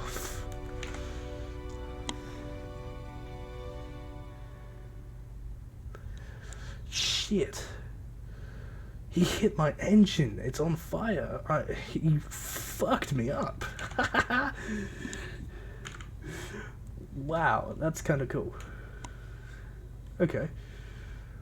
Well, now with that done, I kind of wanted to see what it'll be like to build a massive, absolutely royally fucked up tank.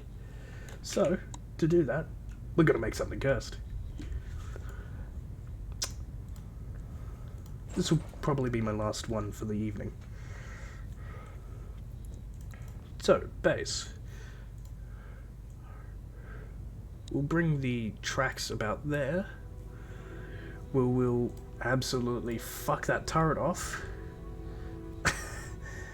Because I'm wanting to make a turretless tank destroyer.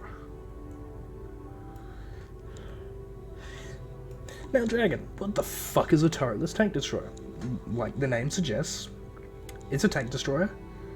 Or sorry, a tank without a turret. So, we have to mount the gun itself on a sort of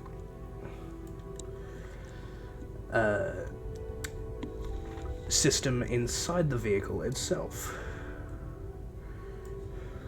So, for example, a central mounted or offshoot gun, or offset gun, like the Su-85s, from Russia, the Hetzers, the Jagdpanzers from Germany.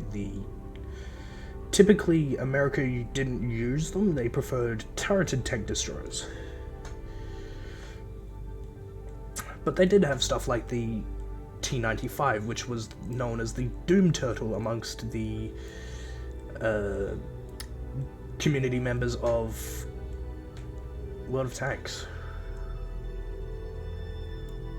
So, without a hull or without a turret, we don't have this second little bit up here, for example, which shows us the internal space of both the turret and the hull. But without it, we don't have to worry about it. We've only got the one. So,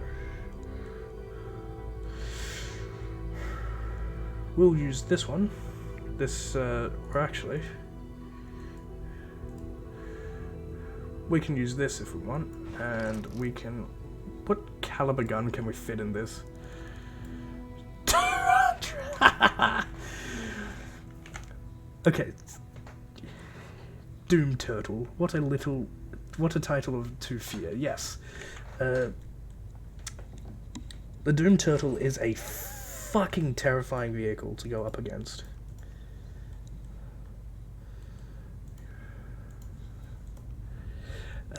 Actually, I should work on the tracks and the powertrain before I do anything.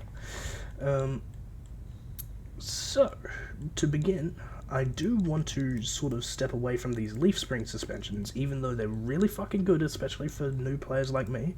I'd rather go with these suspension arms, these torsion bars. Torsion bars? Have I got that right? Yes, torsion bars. So, in order to use these torsion bars, they're basically going throughout the bottom of this vehicle. There's bars. They are similar to how your axles work on a car.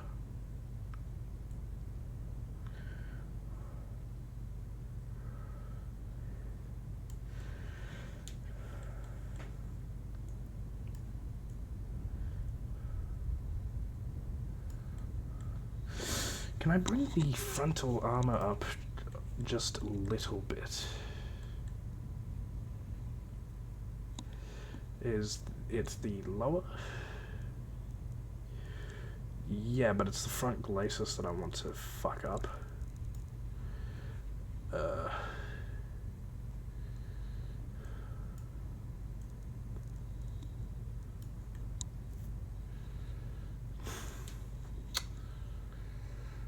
Front glacis, here we are. Ah, fuck, that's not it. The front offset. No, not that. Shit. The front strip, here. There we are. And then we can bring the... I can outright remove that front strip like that, but that's just fucking stupid. What the fuck?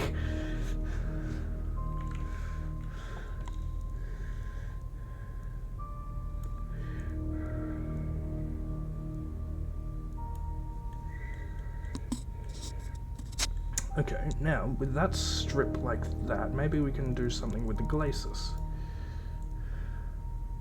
Perfect. Look at that, we're winning! Let's give this... we'll keep the sprocket wheel, let's change the idler and the return rollers. The idler is up the front there. Small little one this time, because it's using torsion bars instead. Can I actually increase the size of it?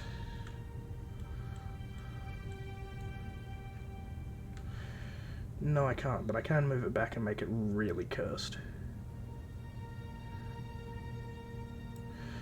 Cool. Okay, let's just give it that one. There we are. The idler, no, the road wheels, which are these guys down here.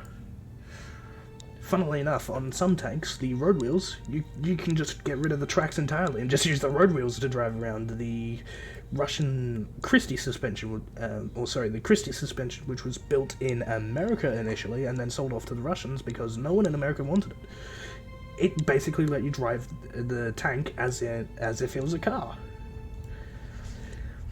And from that, it was really interesting in regards to how it worked, because the Russians then incorporated that into shit like their BT light tanks, which were used a lot, and their later on their T-34s. That's just cursed, actually, now that I think about it, look at it. Let's bring that front back a little bit.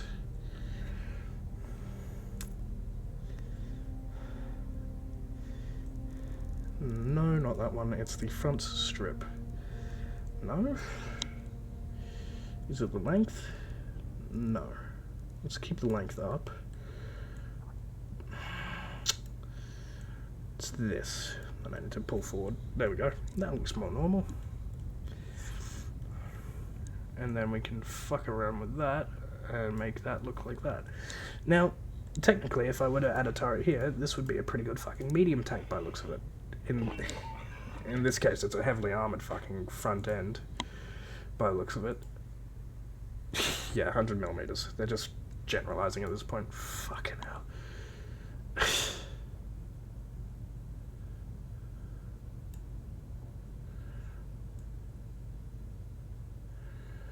Now, you're probably wondering, Dragon, what's the fucking goal with this vehicle? We're fucking around with this to see how big of a gun I can mount in it for shits and giggles.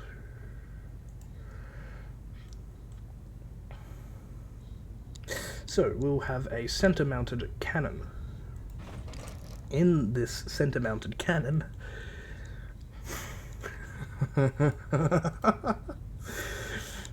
Fucking hell.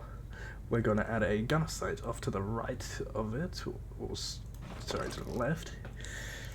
And on this cannon, we're going to make it as big as possible, 250 millimeters. We can reduce the length a little bit to make it more comparable to a howitzer. And the penetration is absolutely piss poor. But if it's spewing fucking HE, then we shouldn't need to worry about this. Because then it would be more comparable to a SPG, self-propelled gun, or tank destroyer. It's got fucking... God damn it. It's got negative traverse. Why?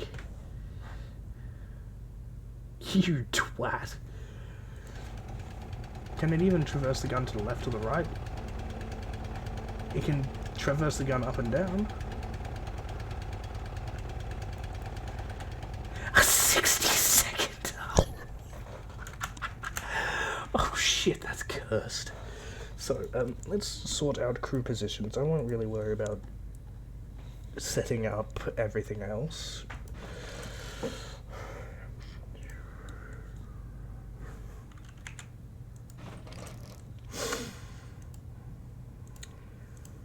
I lied, I'm gonna worry about setting everything else up. So, crew hatches, driver and lead gunner, one for the loader, and finally a commander cupola, or a commander's hatch. We'll give it a Tiger style one, or a Panzer.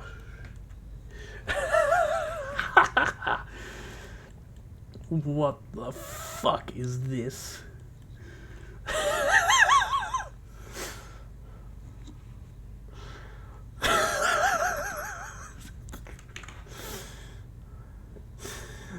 Now I'm curious, how do you get in? After this, you could try and make an incredibly small tank with incredibly compressed dimensions, but with a super heavy weaponry and such. That's fucking cursed idea, first of all. Then after that, do the opposite. A huge block with the tiniest little weapons. Enormous light tank, simple Lancer Dragon. Yes, typically you don't get him, because usually these things are armored death traps.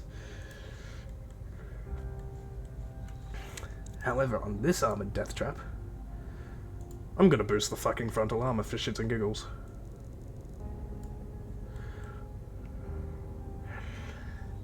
that front strip needs to go up as well. Now, because it's at such a shit angle, it doesn't increase the armor effectiveness as much. Except for maybe here, where it's effectively 400 millimeters. That is because of the immense fucking angle. Now, if I were to angle it back a little bit, like I have there, the armor value has now gone up, because angling your armor makes it more likely for the shell to ricochet and bounce off, just ignoring your tank entirely. This is a 90-ton vehicle? Oh shit! Fuck. Now, engines.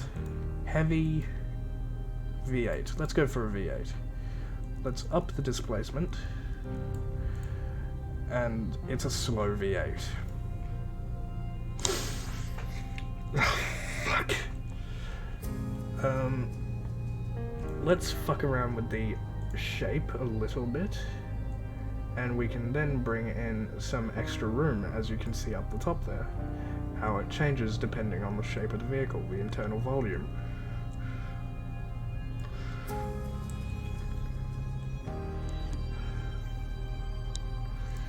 So let's increase the power of this engine ever so slightly more.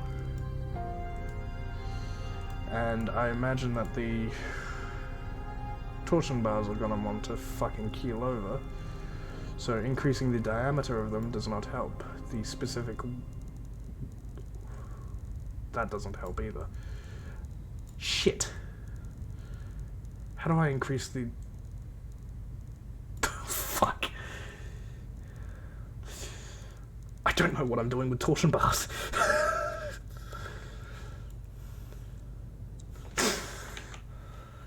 Make a tank that's just wheels, and then a tiny slab as a body. Yeah, okay. I can give that a go if you like.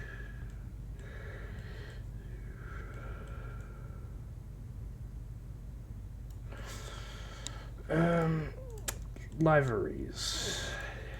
This is similar to a German design, I know, so we can just say it's German, even though it's got a fucking Russian front gun. We'll just paint this a random color.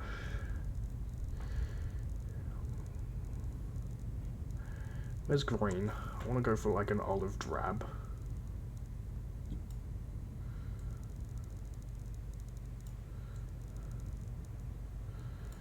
Okay, there we go. And then we lower the saturation, and perfect, an olive drab. We've done it.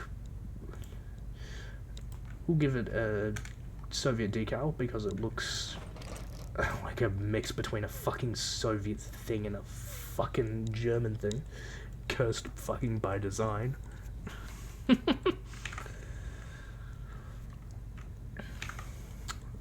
Cool, okay, mobility. We want to give this a fuel tank just here, and we'll give... here we are. Engines, exhausts.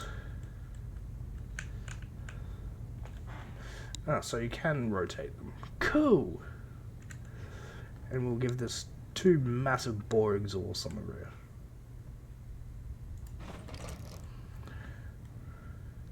It looks more Russian by the moment.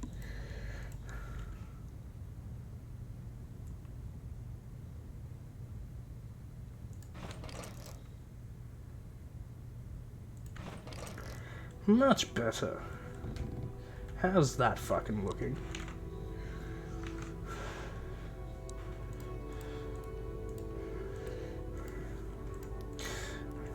As is with all Russian vehicles, they typically have these on the sides.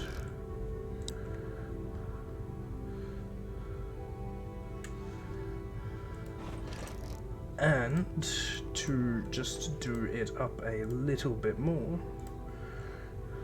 the stowages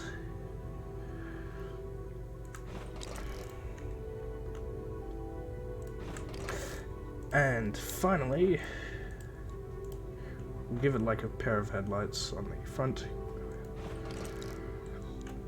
And it can't be a Russian vehicle without a fucking log, let's be honest here.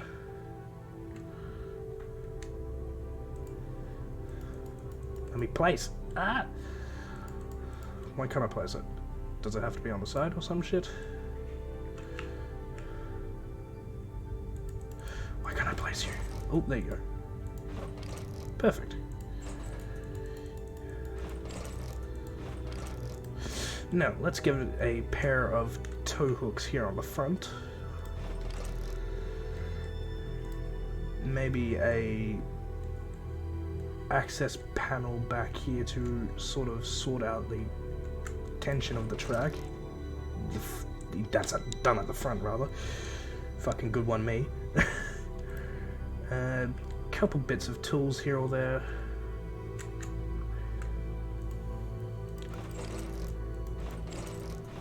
There we are. Some firefighting and maintenance equipment. And here we are. A fucking tank destroyer. It has a 70-second reload. You piece of shit. It works though. It works. I've made torsion bars work. Holy shit. I'm not terrible at this game. Torsion bars, by the way, are typically what we use in tanks now.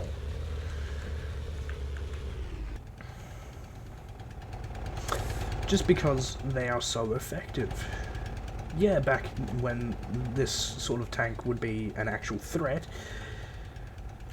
or the Germans even used it back then, but it just took up so much space in the fucking things. Now, let's sort out tanks to fight against. Let's go against my Mark 8. My shitty little medium tank over there.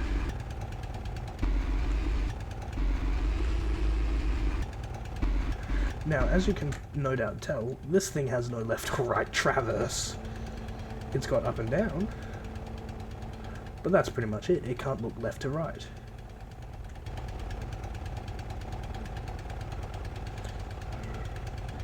And it is, after all, a 250mm gun.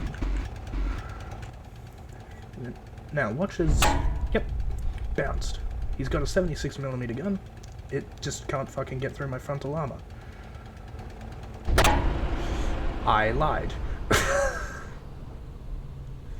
Where is shot pen? Really? The upper glacis? Dragon. Oh, how are we doing? Hanging out in the cool? Yeah, I'm currently streaming. You're welcome to come watch. Yeah. What are you playing? I'm playing Sprocket, which is a tank designing simulator of some form. Oh, funny you say that. I actually just got off the train. I'm heading home now. Okay. I was actually playing around with the tank today at my course. Oh, very cool. I'm recreating an IS. An IS? It's an IS. Well, it's actually my own kind of design, but it's based off the IS2, yeah. Okay. I've just currently made something like a SU from the Russians, but in this case it's a 250mm main gun. Yeah, no, I saw you in here in this call by yourself. I thought, I was like, maybe you were speaking to the Arcblade. But Arcblade's in chat, ironically enough, or at least he was. He's probably just lurking. Yeah, he just was talking to me before. But yeah, I was gonna jump in and tell you that I actually do have a early access code, a spare one. Well, yeah, I don't actually know if it works or not. I haven't tried it. But for Battlefield 2042, so when the closed beta rolls around, and if you want to give it a go, I can see if that beta code works. Giving it a go, yeah. I mean, it's from a pre-order copy I pre-ordered months ago. Okay, that's kind of cool. Is it on Steam or is it on Xbox? An Xbox, I believe. I mean, I don't know because I ordered it for console, but Okay. I don't know since it's like cross-gen and stuff. I don't know if it's like the I same or different. Or... I don't have a Series X yet. Oh no, that's the problem. Because I bought the last gen version of the game, but the beta's still the same. So that's why I'm saying I've got a spare one because I don't. I actually had to. I pre-ordered a different copy for the Series X, especially. So I've got this last gen copy. So I don't know. You're fucking me. I fucking missed. And now I'm just sitting here as a fucking Doom Turtle, just going,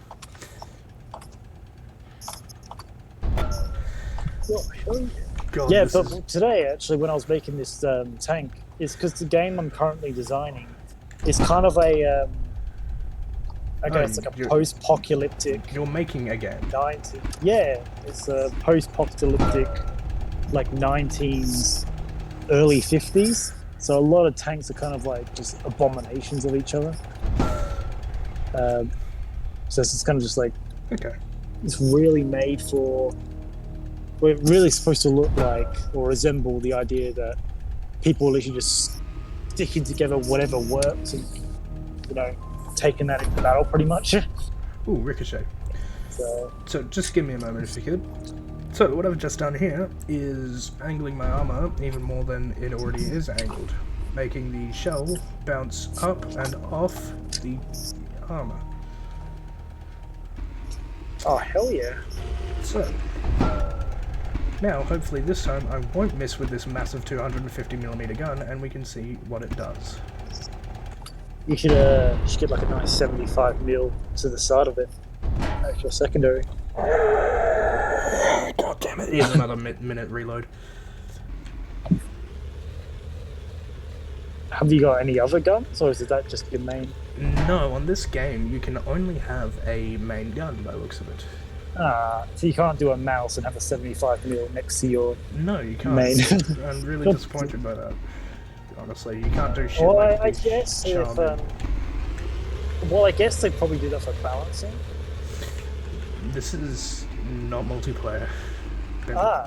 Balancing does not exist. This is just an AI just going blindly shooting at me while he's kind of stuck. A trench. Okay, well, yeah, I don't know. There's no excusing. Because they should just make it, they should just have no restrictions. Just let you go crazy. If you want to build the P1000 Rata, then you should. That's the thing though, is that you can go crazy. Well, if you can only have one gun, it's not exactly crazy. Yeah, I mean, it's limited to, like, real life and shit. So what was that German tank that had, like, 6 turrets? This just fucking sucks. This gun can't fucking pen. Shit. So, well, that is pretty cool. Let's start anew. So, it was suggested that I make a... hold on. More things in chat. Turtle. Fun fact. I think Pepsi once had one of the biggest militaries in the world. Did you know that? No, I did not. That is actually rather interesting. So... Well, Pepsi is Russian, isn't it? I don't know. So... Well, I know that the USSR adopted it over Coca-Cola as their kind of version of it. Yeah. So, are we making that massive light tank, or are we going to make that tiny, big fuck-off tank with the gun? Or the tiny tank with a big gun, which, honestly, should not exist. Yeah. Did you say 225mm gun? 250. Yeah. Bit more cursed. That's like a. That's like the kind of shit you would have on a battleship or a dreadnought. Yes.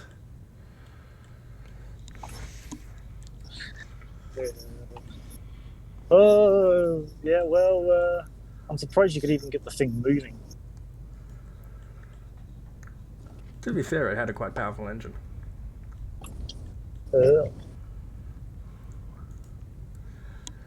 Um, ah, okay, so here's another thing. We can have a turret, which is a fixed turret.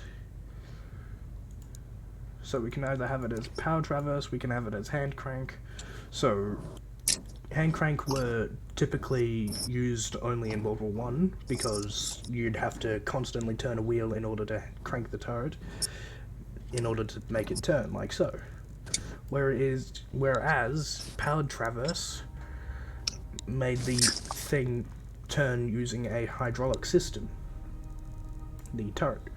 However, well, if we have with the hydraulic systems, I know that the one in the Sherman always seemed to be. I don't actually know what's the difference, because I know that Shermans can shoot on the move pretty accurately, but things like Tigers couldn't. They had to be stationary to actually get clean shots. typically, I think that's called a gun laying system. So, in this case, we're going to make a tiny tank with a massive fuck-off gun. So we're going to use a fixed turret, which lets us do some unique shit compared to what we had it as before. So either we can have it at the front or the rear of the vehicle, and we can really fuck with the design. So, I would say go rear, mounted on the rear, sure. because that means you can put the engine In the at the front. Yeah, but then that doesn't really do much. No. No, it doesn't. Alright, I just got to quickly go on and get my food, but I'll join the call in a bit Yeah, no worries, once mate. I have it. Alright, I hope the stream goes well. So far, it's been going perfectly fine. Well, it's funny that you're streaming, because I actually started streaming as well in the last couple of days. I typically only reserve streaming for weekends, but Yeah. I couldn't fucking do one yesterday, so here I am. Well, I'm glad they're going well. I'll be back soon anyway, so I'll see you then. Yep. So, let's see here. Let's actually unfuck the turret for a moment. Oh. Oh wow, that's a really cool design for if I was gonna make it a... You know what? I'm gonna save this for future use, because I want to see what I can do with this sort of look. Because if I just give this a quick peek... Yeah. You get what I'm trying to go with, probably, whoever's watching this at the moment. But for the moment, let's unfuck the front of this thing, make it back to fixed.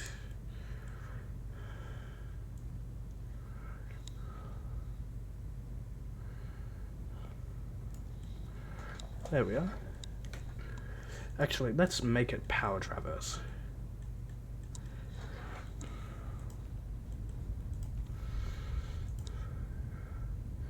And so we're going to have this fixed gun emplacement right here. I think this is fixed.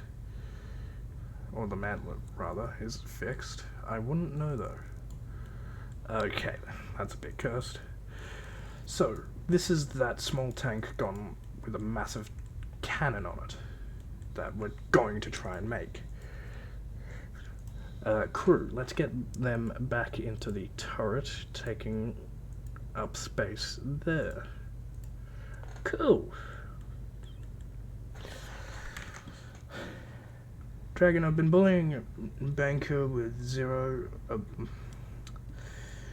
and I've gotten some shams to drop as I've had this stream in the background. Help, this isn't normal for these drops now. Outplayed.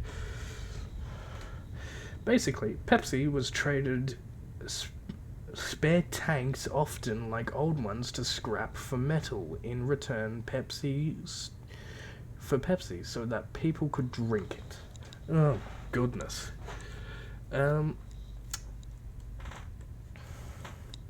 Okay, so, to continue with this cursed fucking design, how big of a gun we want? 150mm? I don't want to go back up to 250 because that was fucking shit. So, let's go with 150. Small tank, big fucking gun. Let's give it that. And the depression, or the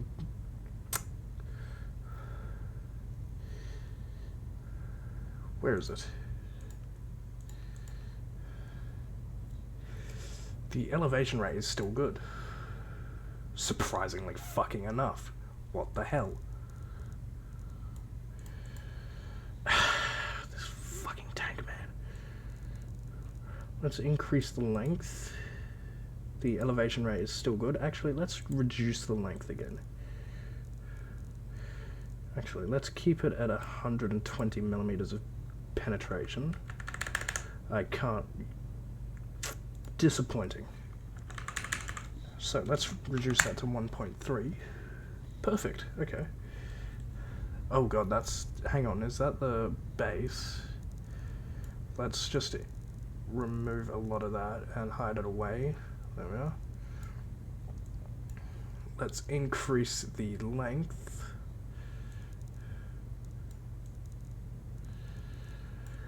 Perfect.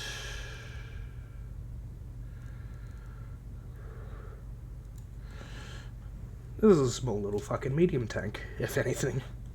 With a fucking big fuck off gun. Fuck. Also, patch OP. How's the patch OP for Borderlands that we've been streaming?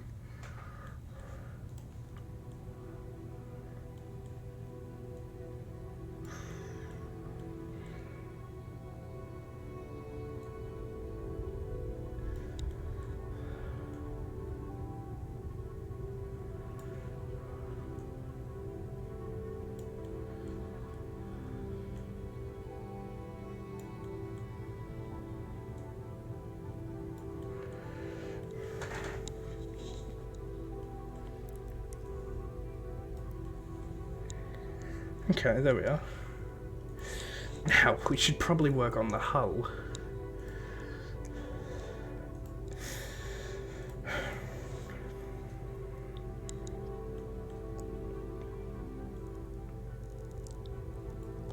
One thing I do want to do is base, hull, lower, increase the height of this ever so slightly so that I can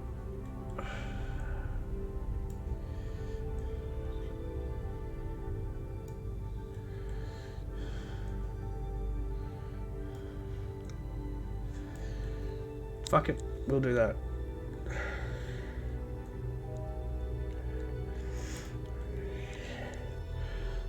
What the fuck is that? That does not work in real life, I can tell you that fucking much right now. Jesus, cursed piece of shit.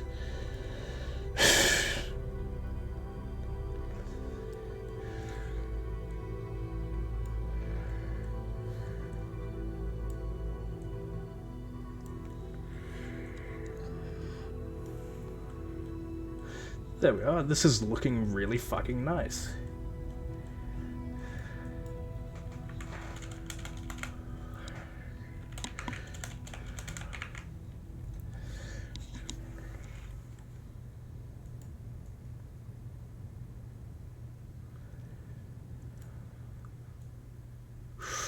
What the fuck?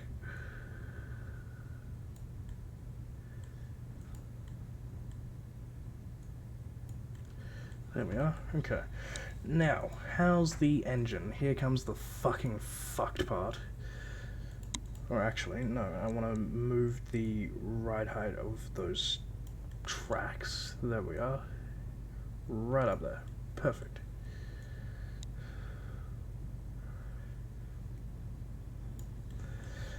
Much better.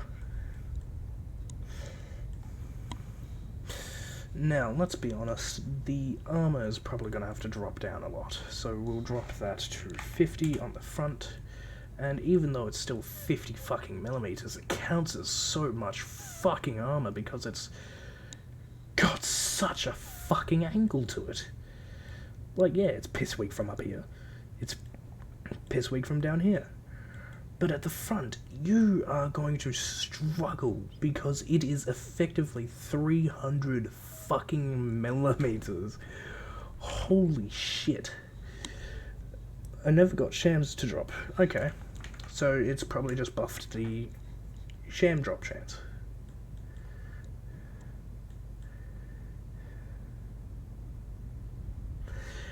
Effectively 900 fucking millimeters of armor? Jesus, man. I can drop those sponsons down to 50 or 60. I'll keep it the funny number, actually. And even then, it's still 10 times. All because of the angling. The turret, however, that's one of the biggest fucking targets. It's a turret. It's got piss weak armor.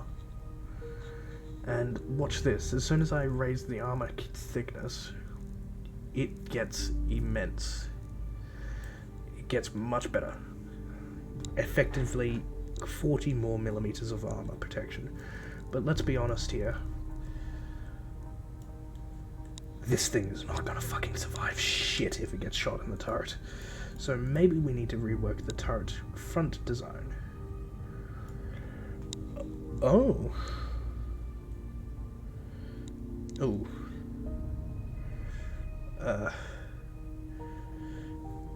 Yeah, that'll do. And then we can put that here. Ooh, okay. There we are. I've gotten much better at this game, and I'm really proud with how this is coming along. Right, let's get Commander's shit involved. Commander's hatch. The driver port, a couple other viewports for fucking aesthetic reasons. Stowages. Let's round off the rear of this turret like that. Actually, no. I think it looks better angular.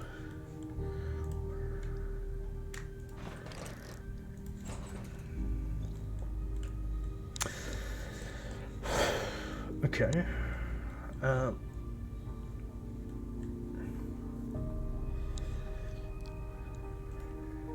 Gunner sights. Here we are. Now here comes the fun part. Right there. Cool. Okay. This is looking more like a real-life battleship gun, or like what you could find on real-life destroyers.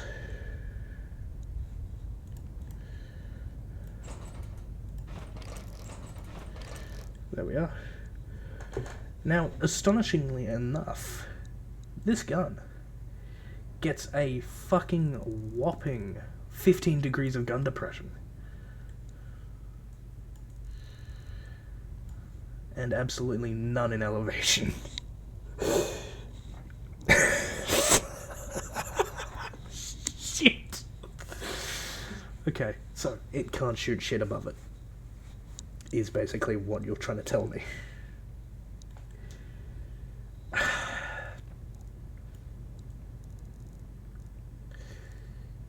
Fuck. Okay, back to armor values though for a moment. The thickness, even though it's 10 millimeters, has gone up to easily 25, all because of the angling now. And if I absolutely fuck it up completely, with 40 millimeters of armor on the sides here, it now grows to 100. On the front, at around 70, it becomes 100. So we'll give it 75 on the front, and on the cheeks we'll give it 50. On the roof, however, if someone fucking lobs around onto that, it will over-penetrate and go through. We'll give it 30 millimeters of armor. Effectively, the front of this fucking monstrosity... You're not penning this. It's a 50-ton fucking medium tank at this point. Like, yeah, we set out with the goal of making a fucked up light tank, tiny little fucking piece of shit with a massive gun. And we've done it. We've made a fucking medium tank. The question is, does it drive? Barely. Okay. This is where we start to fuck it up real good. Engines.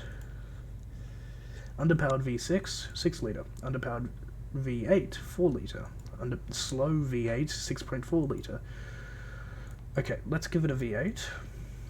And let's increase the displacement from 0.8 litres to 1.3. Shit. We've gone over in space. But the average is, it's average now.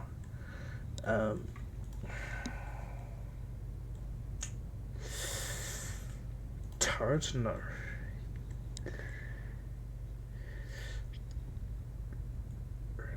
Let's widen it just that ever so slight bit. There we are. Cool. I really want to fucking up the ante just ever so slightly. Okay, let's just do it in increments of 5. So, 0.4. Perfect. 0.45. Okay. We're getting to a point where we can't go back anymore. 1.5. Okay, what about 1.6? Shit. Okay, well, what about 1.55? No. Okay, 1.54 perhaps. No. 5.3. Just over. 5.2. Perfect. What the literal fuck have I made?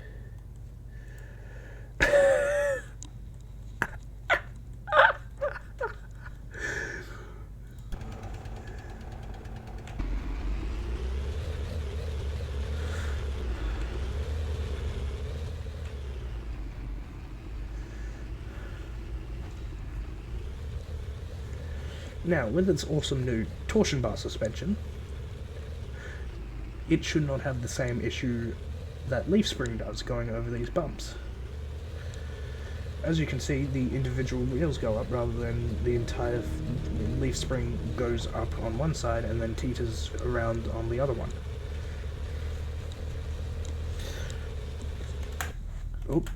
But yeah, no, as you can see, it has no worries going over it. It's got a 20-second reload on its 150mm gun, and I would argue we have made a successive medium tank, or arguably a light tank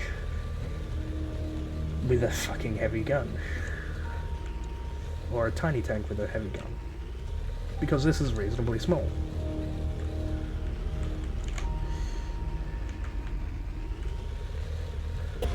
As for the gunner sight, yeah. Oh, it does have elevation. How high of an elevation does it get? Pretty high. Okay, that's reasonable.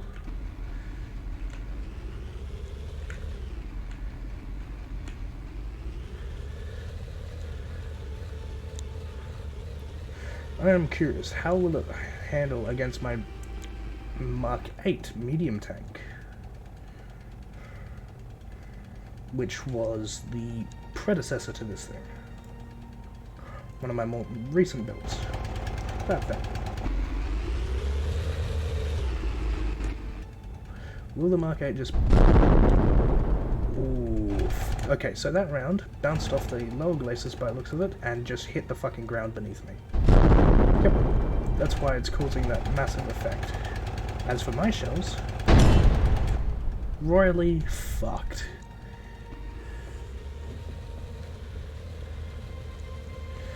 And this thing is arguably quicker.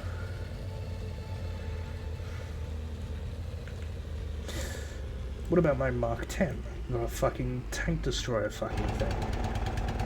Cursed piece of shit. My shell bounced, or it just didn't affect it.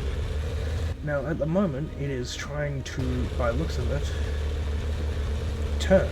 so that it can shoot me.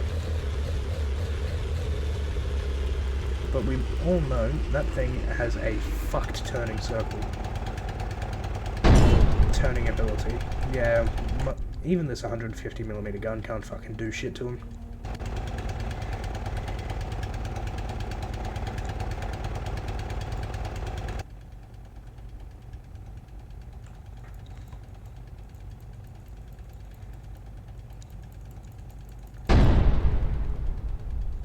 Did I just fire, or was that just him missing or some shit? Let's see.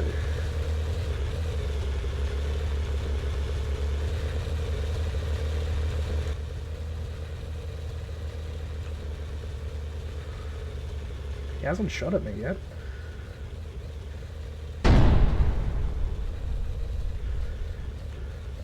This can actually be a pretty good test.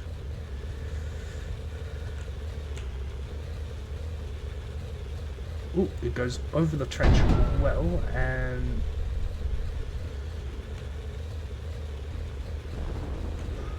Oh, it can turn? Oh, shit. And my shells aren't doing anything. Ooh, fuck, it turns quick.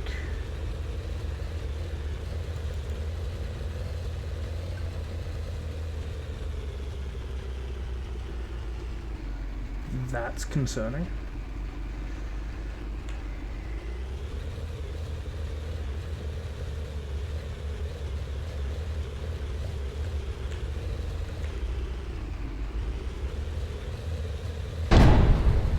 Even at point blank, my rounds do nothing. Okay, let's get something different. Like my Mark 9.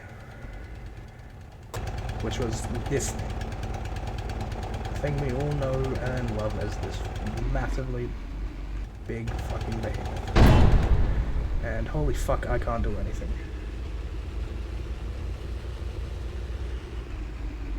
Unless he's just gone and fucked himself like this.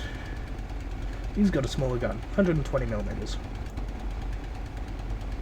I've got a bigger gun, 150. It doesn't mean shit if I can't fucking get through his armor.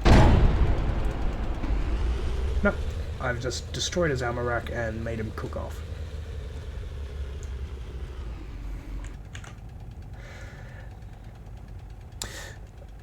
Ah, welcome, Last Fox. No, I cannot, for some reason. This game does not register, or this designing software game, same shit, does not actually register that. So let's spawn in my Mark 10 again.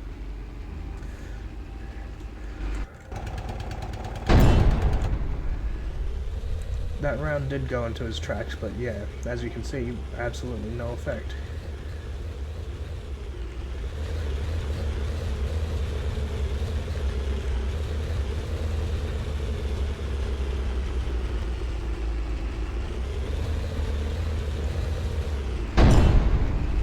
Yep, another round into his tracks and it still doesn't do anything.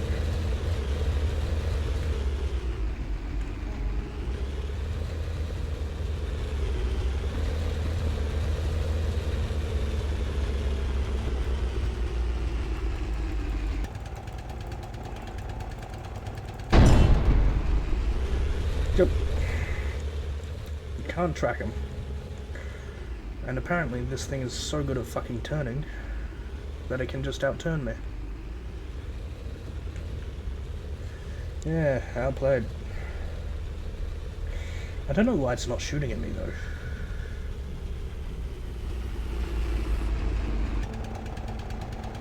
Oh well.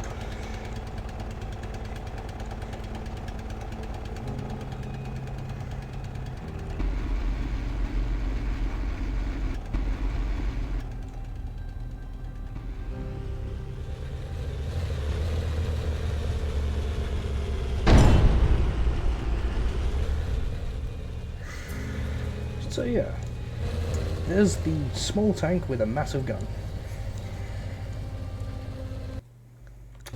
We'll return to the designer and we'll start again. I appear to have glitched it, so let's just go back here. Uh-oh. Yeah, I've done something to the game. Shit. Oh.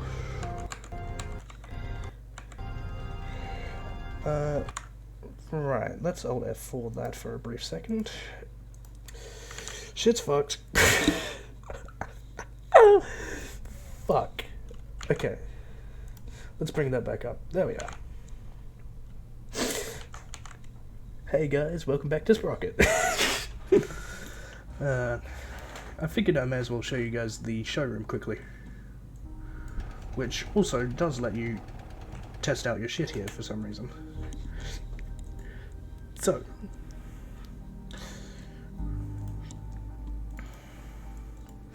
the showroom, or this, is where I will be showing off just a couple of my builds quickly. I am actually sort of surprised that you can even use your vehicles here. So, this is my freshly made Mark 10, which I made with you guys earlier in this stream. Earlier in this stream, I also made the Mark 9, which is a heavy tank, which looks very similar to the German VK4502s.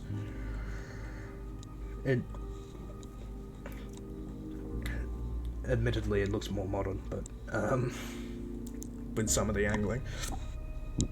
As well, I made the Mark 8, which is this thing. Some fucking little cute medium tank, which drew inspiration from the Stuarts or the Shermans, which I was also still learning bits and pieces about on how to make shit in this game. As well as you... Where the fuck did my Mark 12 go? Did I not save it? Piss. Or is it in another page? No, it's been fucked off because I couldn't save it and Alt F4 to get out. Nah, fuck it all. I've still got the Mark 11 at least, which is an earlier version of the Mark 12, because I wanted to fuck around with that tiny little turret.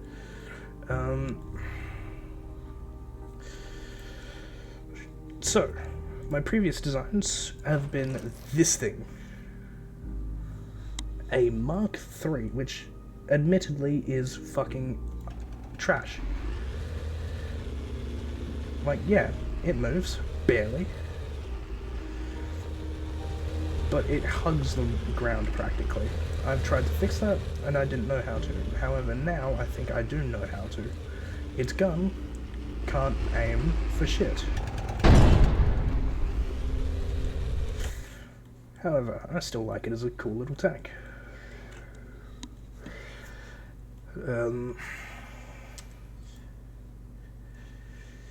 As for my other designs, I've made this 90-ton monster based around shit like the Mouse or the VK100,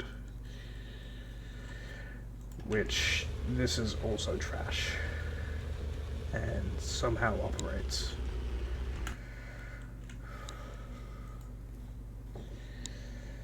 But yeah, that's the shit that I've managed to do in this game. However, we shall quit to the main desktop again. Holy shit, it worked. And back into the standard sandbox. So, another tank that was requested just beforehand. Massive fuck-off behemoth with a tiny gun. So, in this case, I suppose I will be drawing inspiration from, say, something like the T100 LT. From World of Tanks, or the Russian Federation, or Soviet Union. And it was basically this quick, zippy little light tank.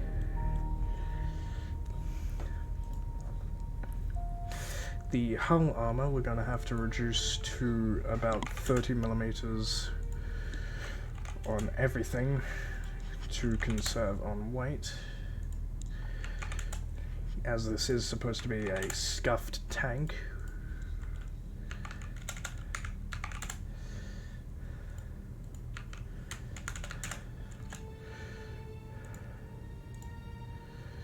And we've got 10mm on armor on the front of the turret.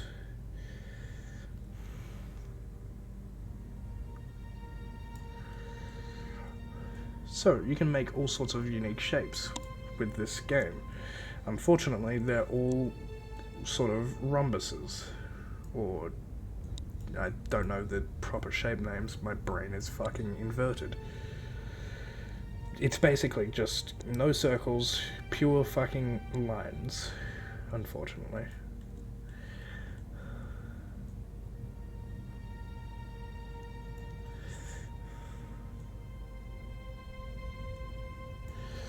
So let's just say that is our turret front. Let's give it a mantlet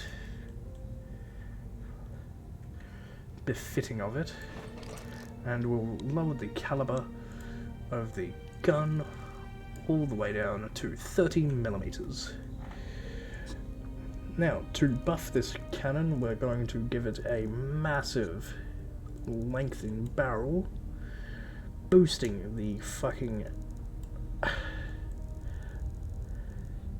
Are you fucking with me? The muzzle velocity at max is already there. You're fucking with me, right? How does it increasing the shell length decrease the muzzle velocity? I don't know.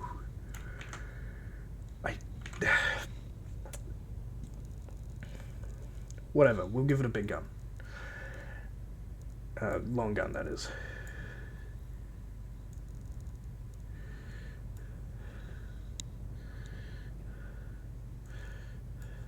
There we are. Shall we worry about muzzle brake?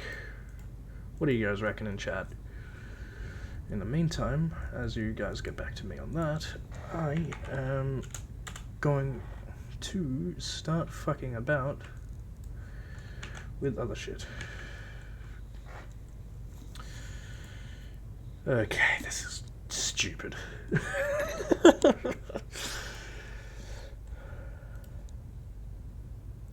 Commander's hatch or cupola, and we won't worry about that for now.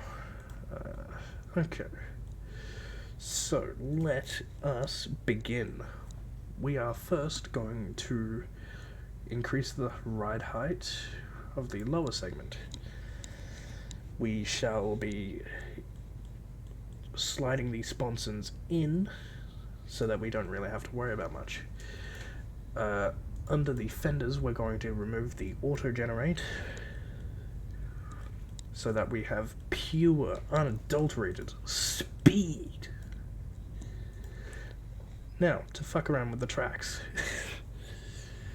We're going to have a high idler wheel position, sort of. There we are. On our return rollers, we're going to have them fairly high as well. On our drive wheel, or our sprocket, we're going to have it up a little bit and more closer to the rear. What the fuck is that? Actually, I'm kind of curious. Let's just give this a quick drive report.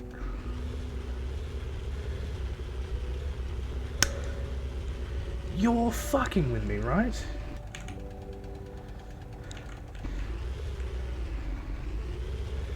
Why does this work? Jeeves, if you're still in chat, why don't you take a quick peek at this?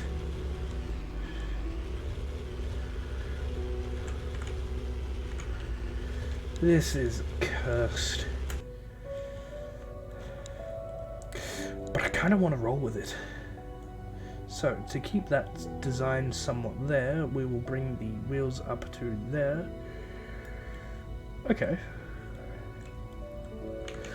This is very reminiscent of the rhomboid tanks in World War One. Now, they had to have these wheels really up high so that they could get over the trenches, and these ones in the back really low so that they could just sort of get around those trenches, as I said, because they were fucking massive. They had to be. It was trench warfare back then. Warfare. Ah yes, warfare. Fucking cockhead. So we'll slant that upper plate a little bit. We'll bring that bit down. We'll bring that up. Bring that back. All the way to about there. We'll bring this up, try and get that front... Nah, fuck it. Yeah, that makes it look good. What the fuck is this thing?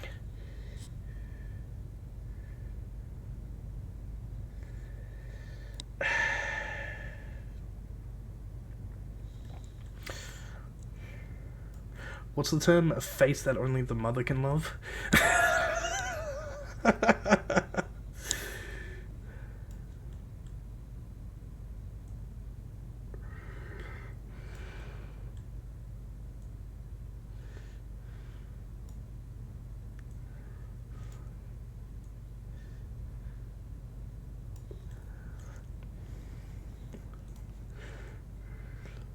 There we are. Okay, that looks reasonable. Let's go to engine. There we are. Now, just for purely cursed reasons, we're going to give this a V16 and up the displacement to 4 litres. Or 4 times.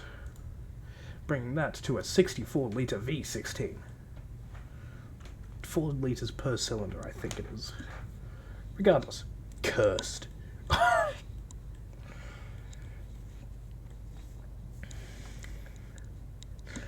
Okay. Get rid of that.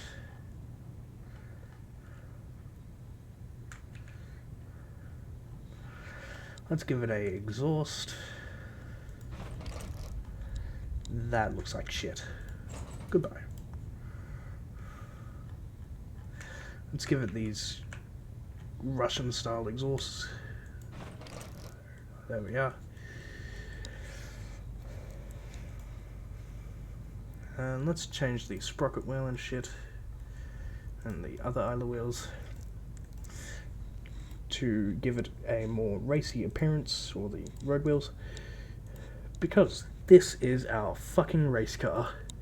The engine is described as being very fast.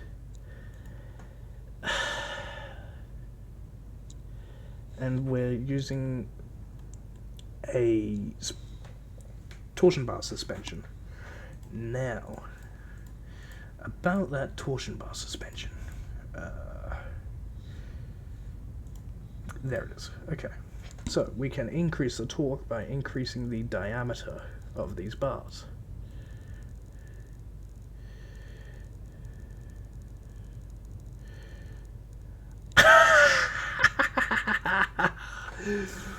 Hold on, I want to see how much torque we got.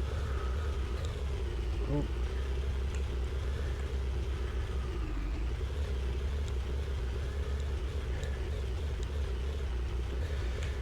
Okay, it seems reasonable.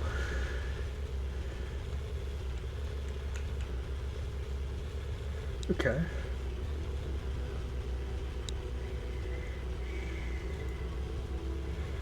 We are in the top left there, sitting at 30 kilometers. I want this thing to go faster. I just want this thing to go faster. Okay, so track segments. We'll give this a more German style because that looks better.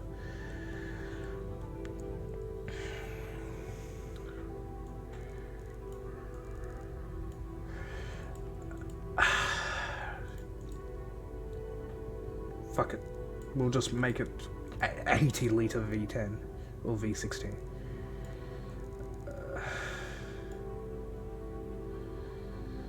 Let's increase the power.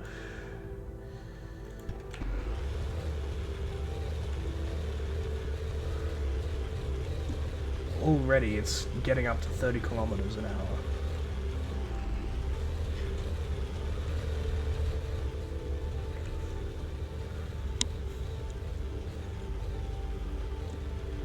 It's hitting 35. Jesus Christ, this thing's a race car. Vroom. It seems to max out on RPM for some reason. I wonder, can I increase that? By the looks of it, no. Let's make it idle higher, so at 1200. I'm not too sure what that does. But yeah, sure. Fuel. Let's put a fuel cap here. Let's increase the fuel capacity ever so slightly. The transmission. What can we do with this? That I don't understand, because I don't do transmissions. I'm very small-brained.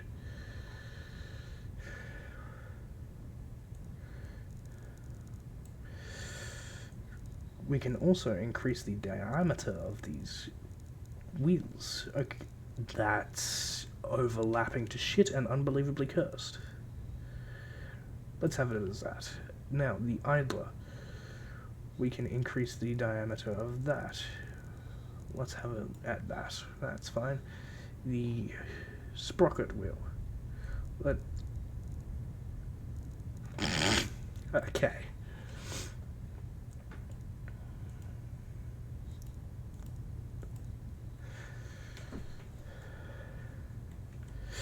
Now, one trick we can use with this is, if we increase the track width, we are effectively increasing the amount of traction that it can get.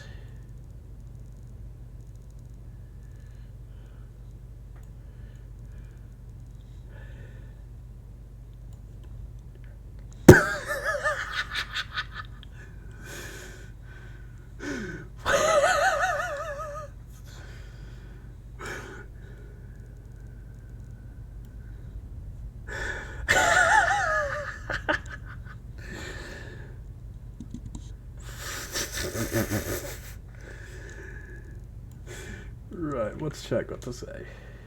Absolutely fucking nothing at the moment. Shame. Where are the return wheels? Can I change them? Yes, I can, so... there we are.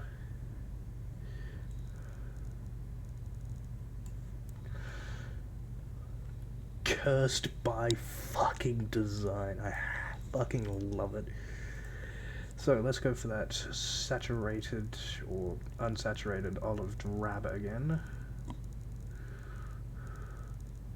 Where's green? Let's turn the saturation up so that I can find it. It's kind of difficult because it blends with teal. There we are.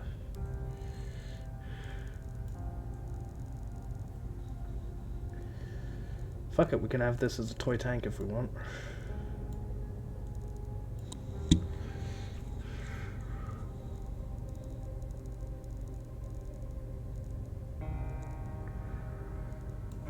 Nah.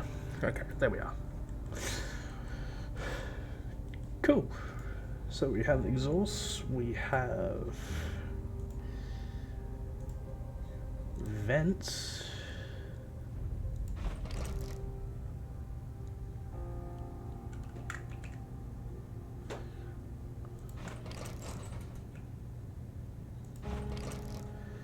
We've got a fuel cap, we've got everything sort of necessary for a tank to exist.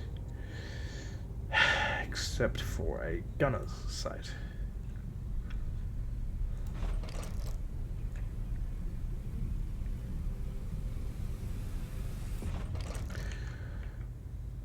Oh yeah, I forgot to set some music back up. Whoops.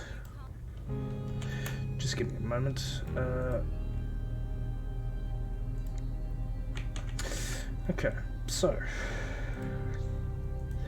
let's finally get a pair of antennas on the rear of this vehicle.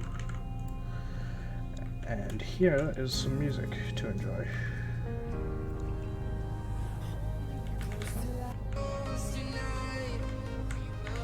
There we are. Okay.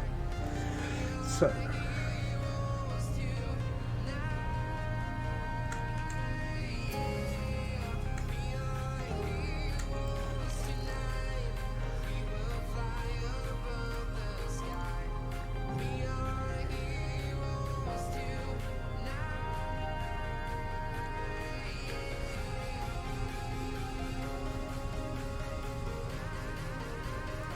There we are. Bit cursed. It also limits the commander's vision. So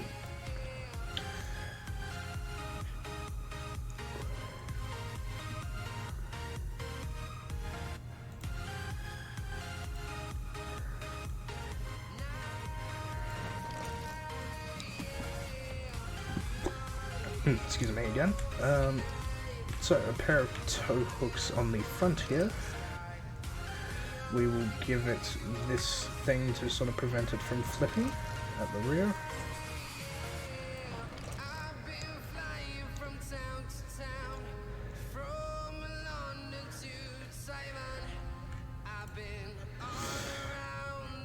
And then we'll give it these two ports here to tension the track. Why am I putting this much detail into such a cursed piece of shit? I do not know.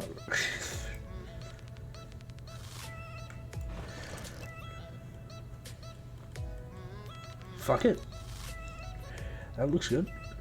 Only thing we can really need now is some crew hatches.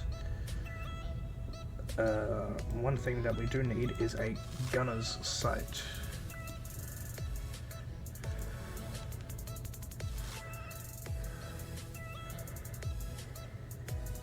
There we are.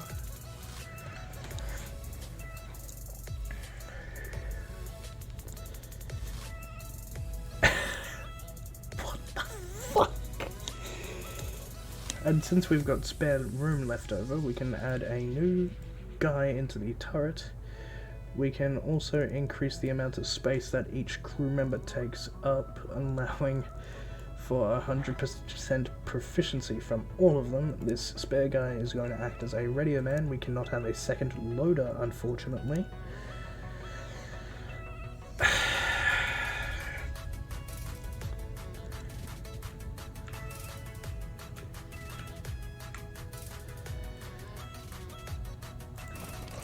Jeez. This thing would be the fucking nightmare for a lot of tank designers, I imagine.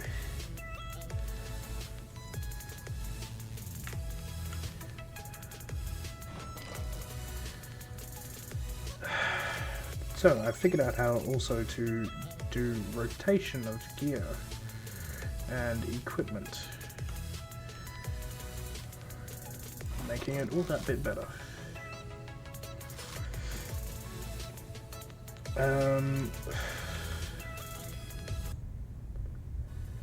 There we are. Perfect.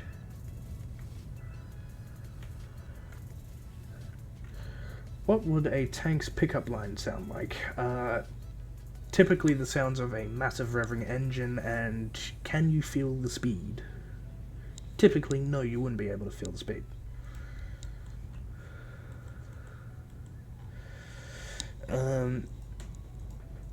Now, for one final thing, crew hatches. Let's give one large one for the dickhead who has to sit in the front there, fucking driving the piece of shit. And a pair of hatches at the closer to the rear of the turret.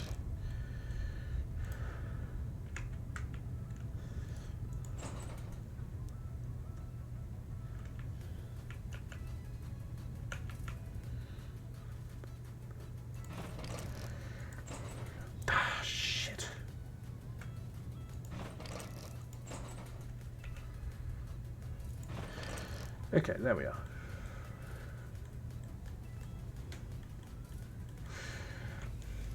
Okay, now, for all intents and purposes, this thing fucking works. As for this gun, it is woefully underpowered. It is a 13mm.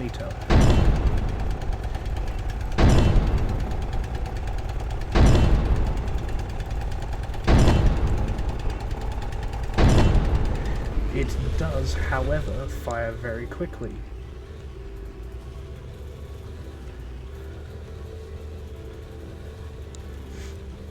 And to boost this rapid rate of fire is an already excellent top speed.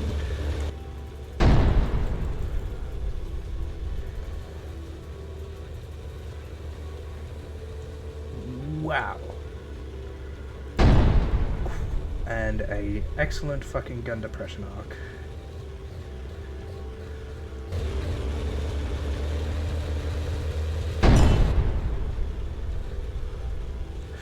A road. I saw this road out here before, but I'm not too sure where it goes. And I know that it ends there. Oh! Holy shit, there's more to see out of this place. There's like sandy beach down there. Is this Normandy? Oh, no, stop. Okay. So we're going to get on this road here. Gonna turn around. Haha, very quick. And now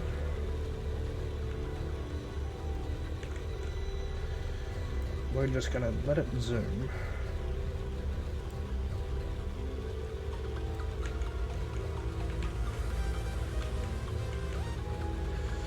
Come on, you can reach 35 kilometers.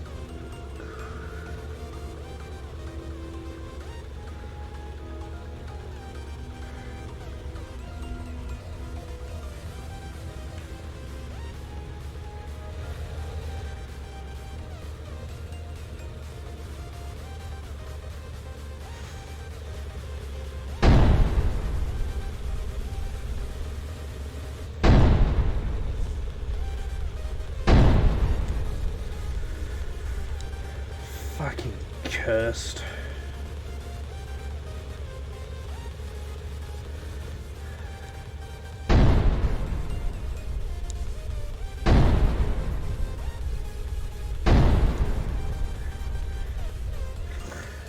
Now, you are probably wondering, hey, Dragon, how does this piece of shit of a small little tank fare against some of your other shit? Fucking Mark 12. Right. Now, we have to go back and find that Mark 8 that I just spawned in.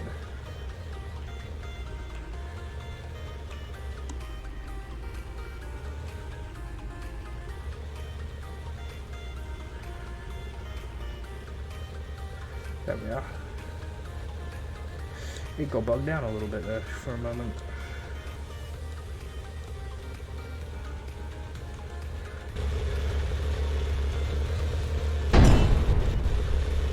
But you can see the fucking Mark 8 over there for a brief second. This thing seems very unstable when driving it. Ugh.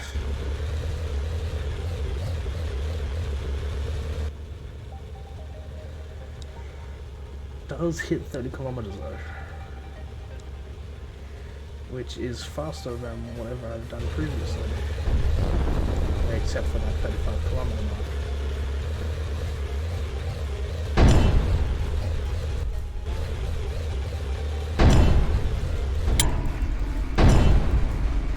Oh god, I'm immobilized? He hit the engine probably. But yeah, no, I took him out. Oh no, he's just outright destroyed my track, so you can get your track absolutely ruined in this. Huh. I wonder when they'll implement the Christie suspension.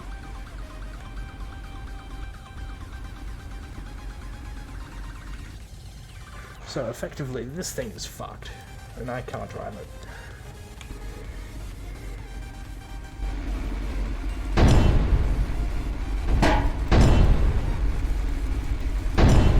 Despite its lack of armor, it is impressive in taking Oh, I'm just... crew members are dead. So yeah. Wow, that's a fucking excellent picture. I'm gonna take a screenshot of that. So,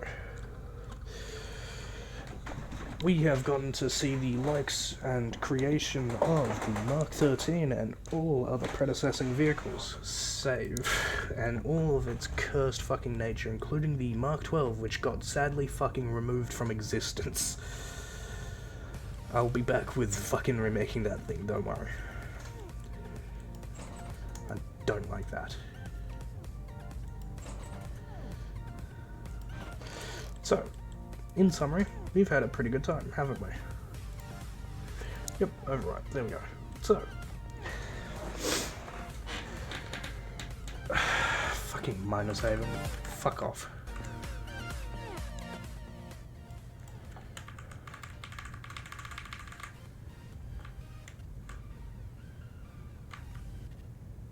Fuck off. Okay, so.